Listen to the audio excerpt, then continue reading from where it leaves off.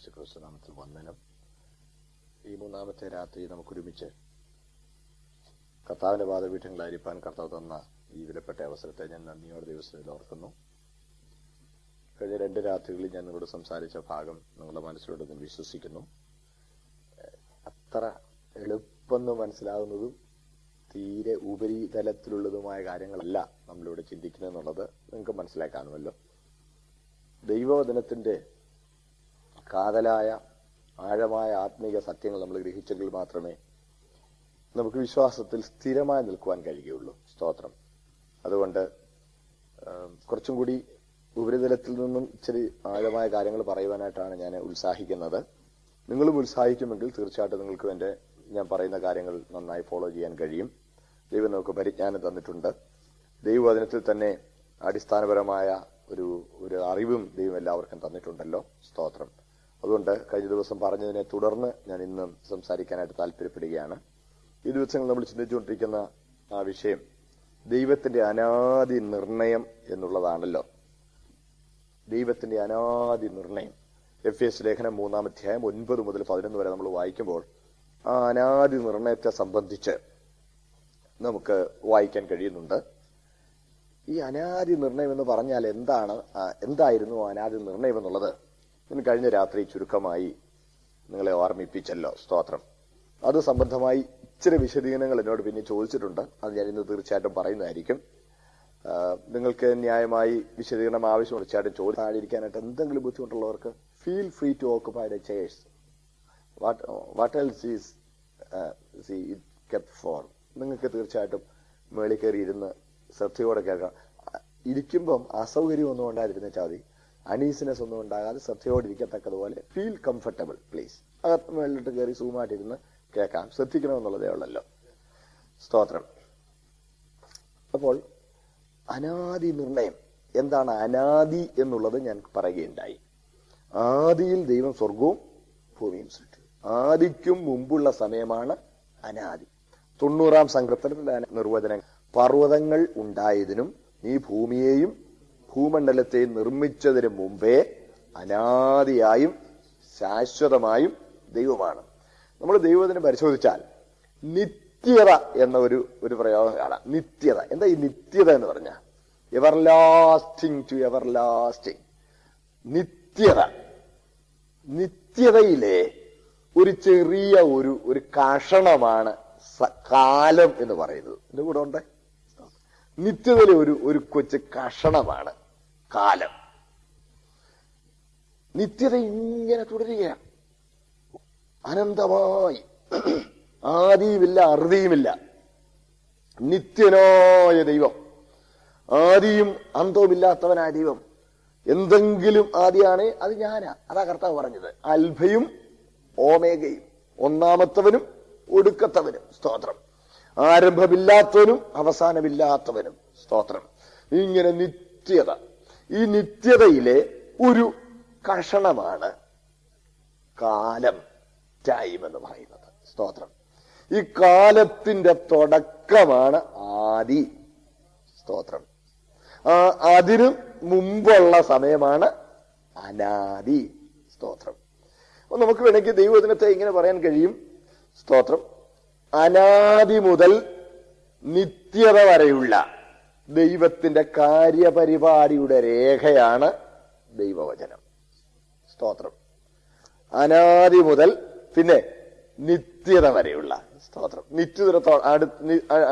വരുംകാല നിത്യതയുടെ തുടക്കം കൊണ്ട് ബൈബിളിന്റെ വിവരണം അവസാനിക്കുക. സ്തോത്രം. അപ്പോൾ അനാദി മുതൽ നിത്യത വരെയുള്ള ദൈവിക കാര്യപരിപാടിയുടെ രേഖയാണ് വിശുദ്ധ തിരുവെഴുത്ത്. സ്തോത്രം. അപ്പോൾ ഈ കാലത്തിൽ, യുഗങ്ങൾ ദീർഘമായിരിക്കുന്ന ഈ കാലത്തിൽ ദൈവം നിർവഹിച്ച ദൈവത്തിന്റെ നിർണയം, അതിന്റെ രേഖ നമുക്ക് തിരുവെഴുത്തിൽ കാണാൻ കഴിയും. അപ്പോൾ അനാദിയിൽ എടുത്ത നിർണയത്തിന്റെ നിവൃത്തീകരണമാണ് കാലത്തിലൂടി നമ്മൾ കണ്ടുകൊണ്ടിരിക്കുന്നത്. സ്തോത്രം. അതിന്റെ സമ്പൂർണത വരുംകാല നിത്യതയിൽ നമുക്ക് കാണാൻ കഴിയും. സ്തോത്രം. അതിന് തുടർന്നുള്ള സമയത്താണ് സമ്പൂർണ്ണ യുഗം എന്ന് പറയുന്നു. സ്തോത്രം. എല്ലാവരും ഞാൻ ഇപ്പൊ പറഞ്ഞ ഇത്രയും കാര്യങ്ങളും എല്ലാവരും എന്റെ കൂടെ തന്നെ ഉണ്ടല്ലോ. സ്തോത്രം. നിങ്ങൾക്ക് മനസ്സിലാകുന്ന പോലെ ഞാൻ ലളിതമായി പറയാം. മനസ്സിലാകാതെ വന്നാൽ എപ്പോഴെങ്കിലും മനസ്സിലാകാതെ വന്നാൽ നിങ്ങൾ feel free to ask it. തീർച്ചയായിട്ടും ചോദിക്കണേ. സ്തോത്രം. അപ്പൊ നോക്കണേ, കാലം. ഈ കാലത്തിൽ അനാദിയിലെ നിർണയത്തിന് നിവൃത്തീകരണമാണ് നമുക്ക് കാണാൻ കഴിയുന്നത്. സ്തോത്രം. ഈ ആദിയിൽ ആകാശവും അല്ലെങ്കിൽ സ്വർഗവും ഭൂമിയും സൃഷ്ടിച്ചത് തുടങ്ങി പുതിയ ആകാശ പുതിയ ഭൂമികളുടെ സൃഷ്ടിപ്പ് വരെയുള്ള കാലം. മനസ്സിലായല്ലോ? സ്തോത്രം. ആദിയിൽ സ്വർഗവും ഭൂമിയും സൃഷ്ടിച്ചു. ഞാൻ ഒന്നാമത്തെ ദിവസം തന്നെ പറഞ്ഞതാണ് എന്റെ ഓർമ്മ. നമ്മൾ വെളിയിലോട്ട് ഇറങ്ങി നിന്ന് മുകളിലോട്ട് നോക്കുമ്പോൾ കാണുന്ന നീലവിതാനമല്ല ആദിയിലെ ആകാശം. ആദിയിലെ ആകാശം എന്നവിടെ പറഞ്ഞിരിക്കുന്ന സ്വർഗമാണ്. രണ്ടാം ദിവസമാണ് ഈ വിതാനം സൃഷ്ടിച്ചത്. ഉൽപ്പത്തി പുസ്തകം നമ്മളത് കാണുന്നുണ്ട്. രണ്ടാം ദിവസമാണ് ഈ നീലവിതാനം സൃഷ്ടിച്ചത്. എന്നാൽ ആദിയിൽ സൃഷ്ടിച്ചത് സ്വർഗമാണ്. സ്വർഗവും ഭൂമിയും ആദിയിൽ സൃഷ്ടിച്ചു. സ്വർഗത്തോടൊപ്പം ദൂതന്മാരെ സൃഷ്ടിച്ചു. അതേ തുടർന്ന് പിന്നെയും സൃഷ്ടിപ്പിൽ അടുത്തൊരു ഘട്ടം നമ്മൾ ഉൽപ്പത്തിയുടെ 1-ാം അധ്യായത്തിൽ നമുക്ക് കാണാൻ കഴിയുന്നു. ഇങ്ങനെ തുടരുകയാണ്. സ്തോത്രം. അപ്പോൾ ആദിയിൽ ആകാശവും സ്വർഗവും ഭൂമിയും സൃഷ്ടിക്കുന്നത് മുതൽ അനാദിയിലെ നിർണയത്തിന് നിവൃത്തീകരണമാണ് നമുക്ക് കാണാൻ കഴിയുന്നത്. സ്തോത്രം. അത് ഈ അനാദിയിലെ നിർണയത്തിന്റെ ആത്യന്തികമായ ലക്ഷ്യം എന്ന് പറയുന്നത് ദൈവസഭയാണെന്നുള്ളതും നമ്മൾ കഴിഞ്ഞ രാത്രി കാണുകയുണ്ടായി. ദൈവസഭയാണ്. ഇനി ദൈവസഭ ആരാണ്? ദൈവസഭയെക്കുറിച്ച് തന്നെ തിരുവെഴുത്ത് അനേക സാദൃശ്യങ്ങൾ പറഞ്ഞിട്ടുണ്ട്. ഈ സാദൃശ്യങ്ങൾ ഉപയോഗിച്ചിരിക്കുന്നത് കാര്യങ്ങൾ വ്യക്തമാക്കി തരാൻ വേണ്ടിയാണ്. അനേക സാദൃശ്യങ്ങൾ. ഒരെണ്ണം നമുക്കറിയാമല്ലോ, യേശു ക്രിസ്തു സ്വന്തം രക്തത്താൽ സമ്പാദിച്ച ആട്ടിൻകൂട്ടമാണ് ദൈവത്തിന്റെ തിരുസഭ. പിന്നെ യേശു ക്രിസ്തു മൂലക്കല്ലായിരിക്കെ അപ്പസ്തോലന്മാരും പ്രവാചകന്മാരും അടിസ്ഥാന കല്ലായിരിക്കെ ആ കല്ലിനോട് ചേർന്നിരിക്കുന്ന ജീവനുള്ള കല്ലുകളെ കൊണ്ട് പണിയപ്പെടുന്ന ജീവനുള്ള കെട്ടിടമാണ് ദൈവത്തിന്റെ സഭ. അടുത്തത്, യേശു ക്രിസ്തു ശിരസും സഭ ശരീരവുമാണ്. സ്തോത്രം. നോക്കണേ, തലയും ശരീരവും പോലുള്ളൊരു ബന്ധമാണ്. സ്തോത്രം. യേശു ക്രിസ്തു മണവാളനും സഭ മണവാട്ടിയുമാണ്. അടുത്തത്, ദൈവസഭ ദൈവത്തിന്റെ കുടുംബമാ. പിതാവാം ദൈവം പിതാവും യേശു ക്രിസ്തു ജ്യേഷ്ഠ സഹോദരനും നമ്മളെല്ലാം ആ കുടുംബത്തിലെ മക്കളും. സ്തോത്രം. അങ്ങനെയുള്ള ദൈവ കുടുംബമാണ് ദൈവത്തിന്റെ സഭ. സ്തോത്രം. പിന്നെ ദൈവത്തിന്റെ സഭയെക്കുറിച്ച് പറഞ്ഞിരിക്കുന്നത് രാജകീയ പുരോഹിത വർഗമാണ് ദൈവത്തിന്റെ സഭ. ഇതെല്ലാം വളരെ അർത്ഥമുള്ള കാര്യങ്ങളാണ്. സ്തോത്രം. അടുത്തൊന്ന് പറഞ്ഞിരിക്കുന്നത് ക്രിസ്തുയേശുവിൽ പുതുമനുഷ്യനായി സൃഷ്ടിക്കപ്പെട്ടിരിക്കുന്ന ആ പുതുമനുഷ്യനാണ് ദൈവസഭ. സ്തോത്രം. പുതുമനുഷ്യൻ, ഒരു പുതിയ സൃഷ്ടി, ഒരു പുതുമനുഷ്യനാണ് ദൈവസഭ. സ്തോത്രം. അപ്പോൾ പുതുവാന ഭൂമിക്കും പുതിയ യെരൂശലേമിനും വരുവാനിരിക്കുന്ന നിത്യതയ്ക്കും ആരവകാശിയാകും? സ്തോത്രം. ക്രിസ്തുയേശുവിൽ പുനർസൃഷ്ടിക്കപ്പെട്ട പുതുമനുഷ്യൻ മാത്രം അവകാശിയാകും. അപ്പോൾ ക്രിസ്തുയേശുവിൽ പുതുമനുഷ്യനായി സൃഷ്ടിക്കപ്പെട്ട ദൈവസഭ, ആ ദൈവസഭ ശിരസും ശരീരവും തമ്മിൽ ബന്ധപ്പെട്ടിരിക്കുന്നത് പോലെ കർത്താവിനോട് സ്നേഹത്താൽ ബന്ധപ്പെട്ടിരിക്കുക. സ്തോത്രം. അത്ര ഇന്റിമേറ്റ് ആയിട്ടുള്ളൊരു ബന്ധമാണ് സഭയ്ക്കും ക്രിസ്തുവിനും തമ്മിലുള്ളത്. സ്തോത്രം. ഞാൻ കഴിഞ്ഞ രാത്രി നിങ്ങളെ ഓർമ്മിപ്പിച്ചല്ലോ. ആ ഇന്റിമേറ്റ് ബന്ധത്തിന്റെ വിശദീകരണം നമുക്ക് മനസ്സിലാകുന്ന ഭാഷയിൽ പറഞ്ഞിരിക്കുകയാണ്. ലൂക്കോസ് 14:25-26-27 വാക്യങ്ങളിൽ, എന്നെക്കാളധികം അപ്പനെയോ അമ്മയോ പ്രിയപ്പെടുന്ന എനിക്ക് യോഗ്യനല്ല, മകനെയോ മകളെയോ പ്രിയപ്പെടുന്ന എനിക്ക് യോഗ്യനല്ല. സ്തോത്രം. ഇവരെയൊക്കെ പകച്ച്, ജീവനെയും പകച്ച് എന്നെ അനുഗമിക്കാത്തവൻ എന്റെ ശിഷ്യനല്ല. സ്തോത്രം. എന്ന് പറഞ്ഞാൽ ജീവനേക്കാളേറെ കർത്താവിനെ സ്നേഹിക്കുന്ന, സ്തോത്രം, ഒരു സമൂഹമാണ് ദൈവസഭ. ജീവനേക്കാളേറെ കർത്താവിനെ സ്നേഹിക്കുന്ന സമൂഹം. ഇതൊക്കെ പറയുമ്പം നമ്മുടെ പൊതുവെയുള്ള, just think of our popular idea about the church. and what the Bible tells us about it. നമ്മൾ ഇത് ഒന്ന് താരതമ്യം ചെയ്തൊന്ന് പരിശോധിക്കണം. സ്തോത്രം. പ്രിയപ്പെട്ടവരെ, what is our general idea about the church? പൊതുവെ നമ്മൾ ചിന്തിക്കുന്നത് കർത്താവിനെ സേവിച്ചും സ്നേഹിച്ചും ഒക്കെ ഇങ്ങനെ വരുന്നു, പാപത്തിൽ നിന്നൊക്കെ വേർവിട്ട് കർത്താവിനെ പിൻപറ്റുന്നു, നമ്മുടെ കാര്യങ്ങളൊക്കെ പ്രാർത്ഥിക്കുമ്പോൾ ചെയ്തു തരുന്ന ഒരു ദൈവമായിട്ട് ദൈവത്തെയും, സ്തോത്രം, ഇവിടെയും വരുവാനുള്ളതിലും അനുഗ്രഹിക്കപ്പെടാൻ ദൈവം ഒരുക്കിയിരിക്കുന്ന ഒരു സംവിധാനമായി ദൈവസഭയെയും കാണുന്ന ഒരു പ്രവണതയാണ് നമുക്ക് കാണാൻ കഴിയുന്നത്. സ്തോത്രം. എന്ന് പറഞ്ഞാൽ ഇവിടുത്തേതും വരുവാനുള്ളതുമായ ജീവിതത്തിന്റെ അനുഗ്രഹത്തിന്റെ ഉപാധിയായിട്ട് സഭയെ കാണുകയാണ്. സ്തോത്രം. അതിലെ വരുവാനുള്ളതാണ് പ്രധാനമെന്ന കാര്യം നമ്മൾ മറന്നു പോകരുത്. സ്തോത്രം. സത്യമാ, ദൈവത്തെ പരമാർത്ഥമായി പിൻപറ്റുന്നവർക്ക് ഇവിടെയും വരുവാനുള്ളതിലും അനുഗ്രഹിക്കപ്പെടുവാൻ കഴിയും. അത് പരമാർത്ഥമാണ്. പക്ഷെ നമ്മൾ ലക്ഷ്യമാക്കുന്നത് ഇവിടെയുള്ള നന്മയും ഉയർച്ചയും അനുഗ്രഹങ്ങളും ആയിരിക്കാൻ പാടില്ല. കാരണം ദൈവം എപ്പോഴും നമ്മളെ ആന്തരിക നിലവാരത്തെ വളരെ സൂക്ഷ്മതയോടെ പരിശോധിക്കുന്നത് മറക്കരുത്. God checks our intentions and our heart. നമ്മളുടെ താല്പര്യങ്ങൾ, നമ്മളുടെ ഉദ്ദേശങ്ങൾ, നമ്മളുടെ ഹൃദയനില ഒക്കെ ദൈവം നന്നായി പരിശോധിക്കുന്നതിനാണെന്ന് മറന്നു പോകരുത്. കർത്താവ് തന്നെ പറഞ്ഞല്ലോ, എന്തു തിന്നും, എന്തു കുടിക്കും, എന്തുടുക്കും, ഇവയൊക്കെയും ജാതികൾ അന്വേഷിക്കുന്നു. സ്വർഗസ്ഥനായ നിങ്ങളുടെ പിതാവ് ഇതൊക്കെ നിങ്ങൾക്ക് ആവശ്യമെന്ന് അറിയുന്നു. മുമ്പേ അവന്റെ രാജ്യവും അവന്റെ നീതിയും അന്വേഷിക്കുക. സ്തോത്രം. ദൈവരാജ്യവും ദൈവനീതിയുമാണ് നമ്മൾ അന്വേഷിക്കേണ്ടത്. സ്തോത്രം. അതായിരിക്കണം ഹൃദയത്തിന് താല്പര്യം.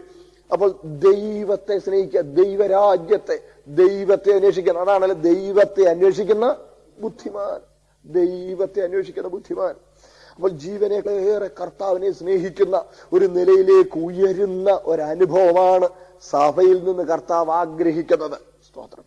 ഇതൊക്കെ നമുക്ക് മനസ്സിലാക്കി തരാൻ വേണ്ടിയാണ് ഈ ഭൂമിയിലുള്ള സാദൃശ്യങ്ങൾ ഉപയോഗിച്ചിരിക്കുന്നത്. പ്രത്യേകിച്ച് നമ്മൾ എപ്പോഴും പാട്ടുകളൊക്കെ പാടുന്ന ഒരു സാദൃശ്യമാണല്ലോ മണവാളനും മണവാട്ടിയും എന്നുള്ള സാദൃശ്യം.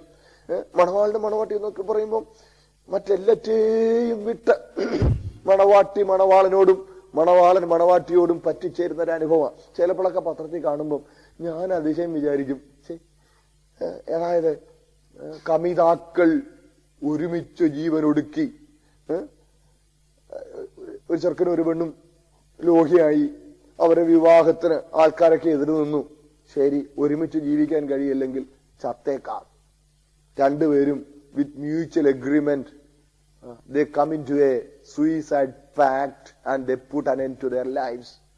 അപ്പൊ ഓർത്തു നോക്കിയേ, ഒരുമിച്ച് ജീവിക്കാൻ കഴിയില്ലെങ്കിൽ ഒരുമിച്ച് മരിച്ചേക്കാം. വിഡ്ഢിത്തമാ കാണിക്കുന്നുള്ള ഇച്ചിരി കഴിയുമ്പോൾ തിരിച്ചറിയുമെങ്കിലും അവരുടെ ആ മാനസിക നിലയൊന്ന് ഓർത്തു നോക്കണേ.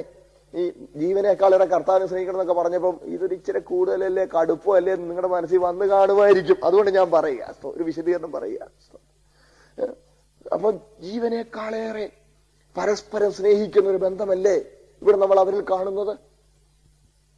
തന്റെ ജീവനേക്കാളേറെ ആ പുരുഷനെയും തന്റെ ജീവനേക്കാളേറെ ആ സ്ത്രീയെയും സ്നേഹിക്കുന്ന ഒരു നിലയിലേക്ക് അവർ വരുമ്പോഴാണല്ലോ ജീവൻ കളഞ്ഞേച്ച് മറ്റവന് വേണ്ടി എന്ന് പറഞ്ഞ് ഈ അറ്റ കൈപ്രയോഗം നടത്തുന്നത്. ഇന്ന് ഇവിടെ ജീവിക്കുന്ന പാപികളും സ്വാർത്ഥന്മാരും ഹൃസ്വദൃഷ്ടിയുള്ളവരുമായ മനുഷ്യന്മാർക്ക് അത്രമാത്രം പരസ്പരം സ്നേഹിക്കാൻ കഴിയുമെങ്കിൽ ജീവൻ തന്ന് നമ്മെ സ്നേഹിച്ച കർത്താവ് നമ്മളോട് പറയുക, നിങ്ങളുടെ ജീവനേക്കാളേറെ എന്നെ സ്നേഹിക്കണമെന്ന് പറഞ്ഞാൽ, സ്തോത്രം, അത് വലിയ ആധിയപ്പറ്റൊന്നുമല്ല. അത് നമുക്കത്ര മനസ്സിലാക്കാൻ മേലായി ഒന്നുമില്ല. പിന്നെ അറിഞ്ഞുകൊണ്ട് നമ്മൾ കണ്ണടച്ചെങ്കിലേ അത് നമുക്ക് വ്യക്തമാകാതിരിക്കുന്നുള്ളൂ. സ്തോത്രം. പ്രിയപ്പെട്ടവരെ, അങ്ങനെയുള്ള ഒരു സഭ, അങ്ങനെയുള്ളൊരു മണവാട്ടി, നിത്യതയിൽ കർത്താവിനോട് പറ്റിയിരിക്കുന്നൊരു മണവാട്ടി, സ്തോത്രം, ആ മണവാട്ടി രൂപപ്പെടുക എന്നുള്ളതാണ് അനാദിയിലെ നിർണയം. സ്തോത്രം. അത്രയും നിങ്ങൾ ഓർക്കുന്നെന്ന് വിശ്വസിക്കട്ടെ. സ്തോത്രം. അതാണ് അനാദിയിലെ നിർണയം. അനാദിയിലെ ആ നിർണയത്തിന്റെ നിവൃത്തീകരണമാണ് ചരിത്രത്തിലൂടെ നമുക്ക് കാണാൻ കഴിയുന്നത്, കാലത്തിലൂടെ, യുഗങ്ങളിലൂടെ നമുക്ക് കാണാൻ കഴിയുന്നത്. എന്റെ കർത്താവ് ചെയ്തത് മുഴുവൻ, സ്തോത്രം, ഈ ലക്ഷ്യപ്രാപ്തിക്ക് വേണ്ടിയുള്ള ചുവടുകളാണ്. സ്തോത്രം. അപ്പോൾ നിത്യതയിൽ ജീവനേക്കാളേറെ കർത്താവിനെ സ്നേഹിക്കുന്ന ഒരു ബന്ധത്തിൽ വന്നെങ്കിൽ മാത്രമേ വേദപുസ്തകം പറയുന്ന ഒരു നിത്യതയിൽ സഭയുണ്ടായിരിക്കാൻ കഴിയുള്ളൂ. കാരണം വേദപുസ്തകവും സഭയെക്കുറിച്ച് പറയുന്ന നിത്യത എന്ന് പറഞ്ഞാൽ ഞാൻ ഇന്നലെ ഓർപ്പിച്ച പോലെ അവിടെ ചെന്നൊരു അഭയാർത്ഥിയായി ഇരിക്കുകയോ പാട്ടും പാടിക്കൊണ്ട് അവിടെ ഇങ്ങനെ ഊമൻ തിരിഞ്ഞിരിക്കുകയോ അല്ലെങ്കിൽ ഇങ്ങനെ അങ്ങിരിക്കുകയോ ചെയ്യുന്ന ഒരു രീതി അല്ല. പിന്നെ ക്രിസ്തേശുവിൽ, ആ വാക്ക് മറക്കല്ലേ, കൂട്ടവകാശികൾ. റോമർ 8:17 കൂട്ടവകാശി. സ്തോത്രം. വല്ല വിധേനയും നരകത്തിന് തടി തപ്പി അവിടെ ചെന്ന് ഒരു കൂട്ടം അഭയാർത്ഥികളെ പോലെ കഴിയുന്ന പാട്ടുമൊക്കെ പാടി ഇങ്ങനെ അങ്ങിരിക്കുന്ന, വിശപ്പുമില്ല ദാഹവുമില്ല ക്ഷീണവുമില്ല, ഇങ്ങനെ അങ്ങിരിക്കുന്ന ഒരു നിലയല്ല. പിന്നെയോ ക്രിസ്തേശുവിൽ കൂട്ടവകാശികൾ. നിത്യതയിൽ എന്റെ പൊന്നു കർത്താവിന് എന്തൊക്കെ പദവികളും അധികാരങ്ങളുമുണ്ടോ അതിലെല്ലാം ഒരു പങ്ക് അനുഭവിക്കുന്ന, സ്തോത്രം, അതിലെല്ലാം ഒരു പങ്ക് അനുഭവിക്കുന്ന ദൈവസഭ, മണവാട്ടി. Praise the Lord. സ്തോത്രം. നിങ്ങൾ എല്ലാവരും എന്റെ കൂടെ ഉണ്ടല്ലോ. സ്തോത്രം. ആ ഒരു അനുഭവത്തിലേക്ക് നമ്മൾ ഉയർത്തപ്പെടണം. സ്തോത്രം. നിത്യതയെക്കുറിച്ചും ഉള്ള നമ്മളുടെ ആ കാഴ്ചപ്പാട് വികലമാകുന്നതാണ് ദൈവവചനം പറയുന്ന കാര്യം നമുക്ക് വേണ്ടതുപോലെ ഗ്രഹിക്കുവാൻ തടസ്സമായിരിക്കുന്നത്. എന്നൊന്നുകൂടെ പറഞ്ഞോട്ടെ. നിത്യതയെക്കുറിച്ചും ദൈവവചനം നമുക്ക് തരുന്ന ആ കാര്യം നാം അത് കൃത്യമായി മനസ്സിലാക്കാതെ പോകുന്നത് കൊണ്ടാണ് പലപ്പോഴും അവിടെ ചെന്ന് ജീവജല നദിയിൽ നീന്തി തുടിക്കുന്നതും ജീവവൃക്ഷത്തിന്റെ ഫലം അനുഭവിക്കുന്നതും ഇങ്ങനെയുള്ള കാര്യങ്ങൾ മാത്രം. അവിടെ ചെന്നാൽ പിന്നെ സങ്കടമില്ലല്ലോ, അവിടെ ചെന്നാൽ പിന്നെ കണ്ണീരൊഴുക്കണ്ടല്ലോ, അവിടെ ചെന്നാൽ പിന്നെ കഷ്ടപ്പാടില്ലല്ലോ, അവിടെ ചെന്നാൽ പിന്നെ വേർപ്പില്ലല്ലോ, അവിടെ ചെന്നാൽ പിന്നെ രോഗമില്ലല്ലോ, രക്ഷപ്പെട്ടു. ഇങ്ങനെ ഒരു ചിന്ത മാത്രം. അതാണല്ലോ ഈ നാട്ടുകാരായ ആൾക്കാർക്ക് സ്വർഗത്തെ കുറിച്ചുള്ള ചിന്ത. ഒരു മെറ്റീരിയൽ ഹെവനാണ് അവർ ചിന്തിക്കുന്നത്. ഈ നാട്ടുകാരായ ആൾക്കാരുടെ കാര്യം നമുക്കറിയാമല്ലോ. അവരെപ്പോഴും അവിടെ ചെന്നാൽ പിന്നെ ഒത്തിരി സുഖങ്ങൾ, ഒത്തിരി സന്തോഷങ്ങൾ, ഒത്തിരി സെൻഷ്വൽ മെറ്റീരിയൽ ബ്ലെസ്സിങ്സ്. അത് മാത്രമാണ് ഈ നാട്ടുകാരുടെ സ്വർഗം. നമ്മളും ആയതാണ്ട് അതിന്റെ ഒരു വാക്കിലാ നമ്മൾ ഇരിക്കുന്നത്. അങ്ങനല്ല. സ്തോത്രം. ക്രിസ്തേശുവിൽ കൂട്ടവകാശികൾ. ഞാനത് ഇന്നലെ രാത്രി വിശദീകരിച്ചായിരുന്നല്ലോ. സ്തോത്രം. കൂട്ടവകാശികൾ എന്നുള്ള നിലയിലേക്ക് പ്രിയപ്പെട്ടവര്, ഈ ജീവിതത്തിന് അർത്ഥമുണ്ടാകണമെങ്കിൽ അങ്ങനെ ഒരു നിത്യത തന്നെ നമുക്ക് ഒരുക്കപ്പെട്ടിരിക്കണം. സ്തോത്രം. സ്തോത്രം. ഞാൻ ഈ ദിവസങ്ങൾ അത് കൂടുതൽ വിശദീകരിക്കാം. സ്തോത്രം. അപ്പോൾ ജീവനേക്കാളേറെ കർത്താവിനെ സ്നേഹിക്കുന്ന ഒരു കൂട്ടം വിശുദ്ധന്മാരുടെ സമൂഹമാണ് ദൈവസഭ. സ്തോത്രം. ഇന്ന് കഴിഞ്ഞ ദിവസം വരാഞ്ഞവരുണ്ടെങ്കിൽ അവരെ അറിയാൻ ഞാൻ ചില വാക്കുകളും കൂടെ ഒന്ന് പറയണം, അല്ലെങ്കിൽ നിങ്ങൾ എന്റെ കൂടെ വരാൻ ബുദ്ധിമുട്ടാവില്ല. അതുകൊണ്ട് ഞാനൊന്ന് പറഞ്ഞോട്ടെ. സ്തോത്രം. അനാദിയിലെ ദൈവനിർണയം എന്ന വിഷയം നമ്മളിങ്ങനെ ചിന്തിക്കുമ്പോൾ മറ്റൊരു നില നമുക്ക് ഇതിനെ കുറിച്ച് മനസ്സിലാക്കാം. അതായത് ദൈവമാണ് സകലവും സൃഷ്ടിച്ചതെന്നുള്ളത് നമുക്കറിയാം, നമ്മളെയും സൃഷ്ടിച്ചെന്നുള്ളത് നമുക്കറിയാം. ദൈവമാ സകലവും സൃഷ്ടിച്ചത്. ഇതെല്ലാം ദൈവം സൃഷ്ടിച്ചപ്പോൾ ഒരു കാര്യവും ഒരു ലക്ഷ്യമില്ലാതെ ബുദ്ധിയുള്ളവരാരും ചെയ്യുകയല്ല. മനസ്സിലായില്ലേ? എന്തെങ്കിലും ഒരു ലക്ഷ്യമില്ലാതെ എന്തെങ്കിലും ഒരു കാര്യം നമ്മൾ ആരെങ്കിലും ചെയ്യുമോ? ഇല്ല. ചിലപ്പം NRI സഹോദരങ്ങൾ നാട്ടിൽ വന്ന് ദശലക്ഷങ്ങൾ മുടക്കി വലിയ വീടുകളൊക്കെ വെക്കുമ്പോ, എന്റെ കൂടെ ഉണ്ടല്ലോ നിങ്ങളെ. സ്തോത്രം. വലിയ വീടുകളൊക്കെ വെക്കുമ്പോ അത് കഴിഞ്ഞിട്ട് അത് പൂട്ടിയിട്ടേച്ച് ഔട്ട് ഹൗസിൽ വേലക്കാരനെയും കാര്യക്കാരനെയും ആക്കി വെച്ചിങ്ങ് പൊരിയ. ആ കൂടി 2 കൊച്ചു മക്കളുണ്ട്, പക്ഷെ 8 ബെഡ്റൂമുണ്ട്. അവർ 6 bedroomed castles are being constructed. അങ്ങനെ ഒരു ട്രഡീഷണൽ പറച്ചിലാണല്ലോ, 6 bedroomed castles. അപ്പം എന്തോ ഒരു ഉദ്ദേശമില്ല അതിങ്ങനെ പണിത് കൂട്ടുകയാണോ എന്ന് ചോദിക്കും. അവിടെ ഒരു ഉദ്ദേശമുണ്ട്. എന്താണെന്നറിയാമോ? To show off the material blessings. ദേഷ്യമൊന്നും വരരുത് നിങ്ങൾക്ക് എന്നോട്. ഡോണ്ട് വേസ്റ്റ് മണി കേട്ടോ. പ്രയോജനമുള്ള കാര്യമേ ചെയ്യാവൂ. സ്തോത്രം. അല്ലെ അത് മറ്റെവിടെങ്കിലും ഇൻവെസ്റ്റ് ചെയ്യണം. സ്തോത്രം. അപ്പോഴും അവിടെയും എന്തോ ഉണ്ട്, ഒരു ലക്ഷ്യമുണ്ട്. ഒരു ലക്ഷ്യമുണ്ട്. അല്ലെ അവന്റെ മനസ്സിൽ ചെറുപ്പം മുതലേ ഇങ്ങനെ ഒരു വീട് ഇങ്ങനെ ഉണ്ടായിരുന്നു. ആ മനസ്സിലെ ആ താല്പര്യത്തിന് നിവൃത്തീകരണമായിട്ടായിരിക്കും അവൻ ആ വീട് പണിയുന്നത്. എന്തെങ്കിലും ഒരു ലക്ഷ്യമുണ്ട്. ഒരു ലക്ഷ്യമില്ലാതെ ഒന്നും ചെയ്യല്ല. അപ്പോൾ ഈ സകലവും ദൈവം സൃഷ്ടിച്ചതിന് ദൈവത്തിന് ഒരു ലക്ഷ്യമുണ്ട്. സ്തോത്രം. ഈ ഓരോ കാര്യങ്ങൾ നമ്മൾ പലപ്പോഴും നമ്മൾ അങ്ങ് വരെ കാണാൻ മേലാത്ത നമ്മളെ ഹ്രസ്വദൃഷ്ടിയുള്ള നമുക്ക് സെക്കൻഡ് തോട്ട് എന്ന് പറഞ്ഞും modifications to the original plan എന്നൊക്കെ പറഞ്ഞ് നമ്മൾ ചിലപ്പോൾ ചെയ്യും. ഇല്ലേ? കേക്കണേ. സ്തോത്രം. നമുക്ക് പരിമിതികൾ ഉള്ളതുകൊണ്ട് നമ്മൾ എന്ത് ചെയ്യും? നമ്മൾ പറയും modifications to the original plan. പലപ്പോഴും അത് വേണ്ടി വരും. കാര്യം എന്താ? നമുക്ക് അങ്ങേയറ്റം വരെ ആദ്യം കാണാൻ കഴിയുന്നില്ല. അതുകൊണ്ട് പിന്നെ സെക്കൻഡ് തോട്ട്, രണ്ടാമത് ചിന്തിച്ചിട്ട് വേറെ വല്ല ഉപയോഗം. ഇപ്പൊ നമ്മൾ ഇവിടുന്ന് പോവുക, ആ പോകുന്ന വഴിക്ക് നമ്മൾ പ്രതീക്ഷിച്ചതുപോലെ ഒരു കാര്യം നടന്നില്ല. നാട്ടിൽ പോവാ, വെറും സങ്കല്പം. നാട്ടിൽ പോവാ, സാധനങ്ങളെല്ലാം പാക്ക് ചെയ്തു, എല്ലാം റെഡിയാക്കി, വണ്ടിയെല്ലാം എടുത്തു വെച്ചു, എല്ലാം പോവുക. 2 മണിക്ക് ഫ്ലൈറ്റ് ഡിപ്പാർച്ചർ ആണെങ്കിൽ 12 മണിക്ക് ചെക്ക് ഇൻ ചെയ്യണം. വീട്ടിൽ നിന്ന് 11:30 ആകുമ്പോൾ പ്ലാനൊക്കെ വെച്ച് ഇന്ന പോലെ പോവുക. അതിന് പോകുന്ന വഴിക്ക് ഇന്ന കോഓപ്പറേറ്റീവിൽ ഇറങ്ങി ഇന്ന സാധനം കൂടെ മേടിച്ചോണ്ട് പോണം പറഞ്ഞു പോയി. നമുക്ക് പ്ലാനൊക്കെ ഉണ്ട്. നമ്മൾ അങ്ങോട്ട് പോകുന്ന വഴിക്ക് ഒരു ട്രാഫിക് ജാം, ഒരു ആക്സിഡന്റ് ഉണ്ടായി, ഒരു ട്രാഫിക് ജാമായി. We could make it. നമുക്ക് ഒത്തില്ല. അങ്ങനെ വരുമ്പോ എന്ത് ചെയ്യും? കോഓപ്പറേറ്റീവ് നിന്ന് മേടിക്കുന്ന നമുക്കങ്ങ് തള്ളിയേക്കാം. മനസ്സിലായില്ലേ? അതങ്ങ് തള്ളിയേക്കാം. അപ്പൊ പിന്നെ അത് ആവശ്യമാണല്ലോ. അപ്പൊ പിന്നെ വേറൊരിടത്ത് പോയി വേറെണ്ണം, ഉദ്ദേശിച്ചതല്ല, വേറെണ്ണം വാങ്ങിച്ച് പാഞ്ഞു വിട്ട് 12:30 അങ്ങ് ചെന്നു. അപ്പൊ നോക്കണേ, നമുക്കൊരു സെക്കൻഡ് തോട്ട്. കാര്യം അങ്ങോരെ കാണാൻ കഴിയാഞ്ഞത് കൊണ്ടുണ്ടായ സെക്കൻഡ് തോട്ട്. ദൈവത്തെ സംബന്ധിച്ച് അങ്ങനെ സെക്കൻഡ് തോട്ടിന്റെ ആവശ്യമുണ്ടോ? ഒരിക്കലുമില്ല. അതുകൊണ്ടാണ് ഞാൻ ഇന്നലെ നിങ്ങളെ ഓർമ്മിപ്പിച്ചു എന്നാണ് എന്റെ ഓർമ്മ. ദൈവത്തെ സ്തുതിക്കാൻ ദൂതന്മാരെ സൃഷ്ടിച്ചു. ആ ദൂതന്മാരിൽ ഒരു വലിയ കൂട്ടം തെറ്റിപ്പോയപ്പോൾ ആ തൽസ്ഥാനത്തേക്ക് എന്നാ ഇനി മനുഷ്യന്മാരെന്ന് പറയുന്ന ഒരു വർഗത്തെ പടച്ചേക്കാം. അങ്ങനെ പടച്ചു വിട്ടതല്ല മനുഷ്യര്. സ്തോത്രം. അതും മനുഷ്യന് ഒരു സെക്കൻഡ് തോട്ട് അല്ല. ദൈവത്തിന്റെ ഒറിജിനൽ പ്ലാനിന് ഒരിക്കലും മാറ്റമില്ല. God has no surprises. God has no unexpected blows. ദൈവത്തിന് ഒരിക്കലും ഇരുട്ടടികളില്ല, സർപ്രൈസസ് ഇല്ല, സെക്കൻഡ് തോട്ട് ഇല്ല, മോഡിഫിക്കേഷൻസ് ഇല്ല. ഇതൊന്നും എന്റെ കൂടെ ഉണ്ട് എല്ലാരും. ഇതൊന്നും ദൈവത്തെ സംബന്ധിച്ചില്ല. അത് വല്ലതും ഉണ്ടെങ്കിൽ ദൈവമല്ല. വേദോസ്തവം പറയാം ദൈവമല്ല.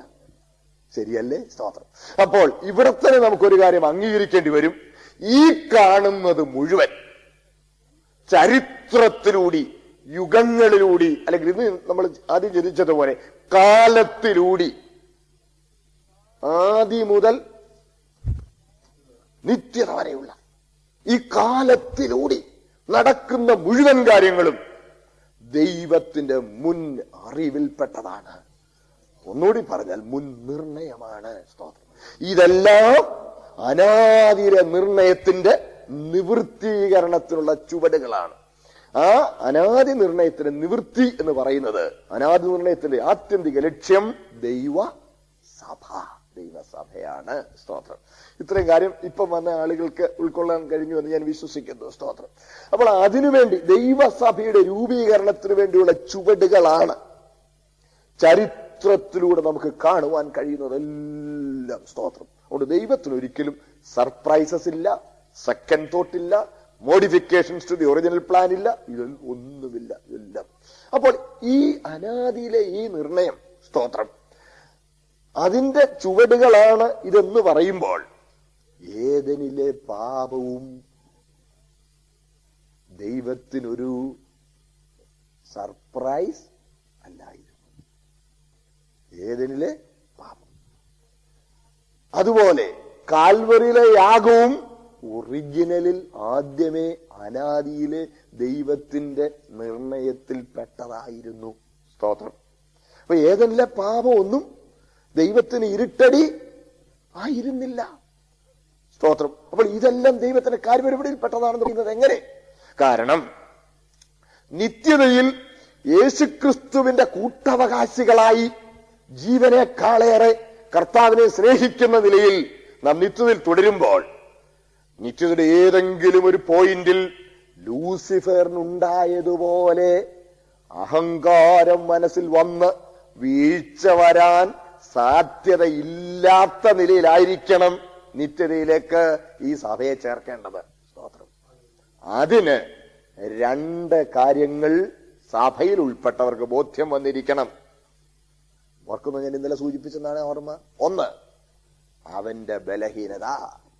രണ്ട്, ദൈവത്തിന്റെ വല്ലഭത്വം, the all perfection of God and his own limitations. ഞാൻ സൃഷ്ടിയാണ്, ഞാൻ പരിമിതിയുള്ളവനാണ്, ഞാൻ സ്വയം ഉയരാൻ ശ്രമിച്ചാൽ ഞാൻ പരാജയപ്പെടുകയായിരിക്കും.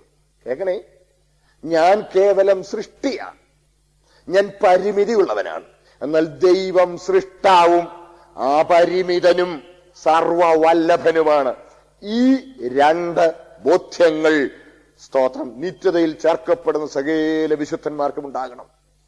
ഈ രണ്ട് ബോധ്യങ്ങൾ ഉണ്ടാകുന്നതിൽ, സ്തോത്രം, ഒന്നാമത്തെ ബോധ്യം അവന്റെ ബലഹീനത ബോധ്യപ്പെടുവാൻ ഏദനിലെ പാപവും, ദൈവത്തിന്റെ വല്ലഭത്വം ബോധ്യപ്പെടുവാൻ കാൽവറിയിലെ യാഗവും. സ്തോത്രം.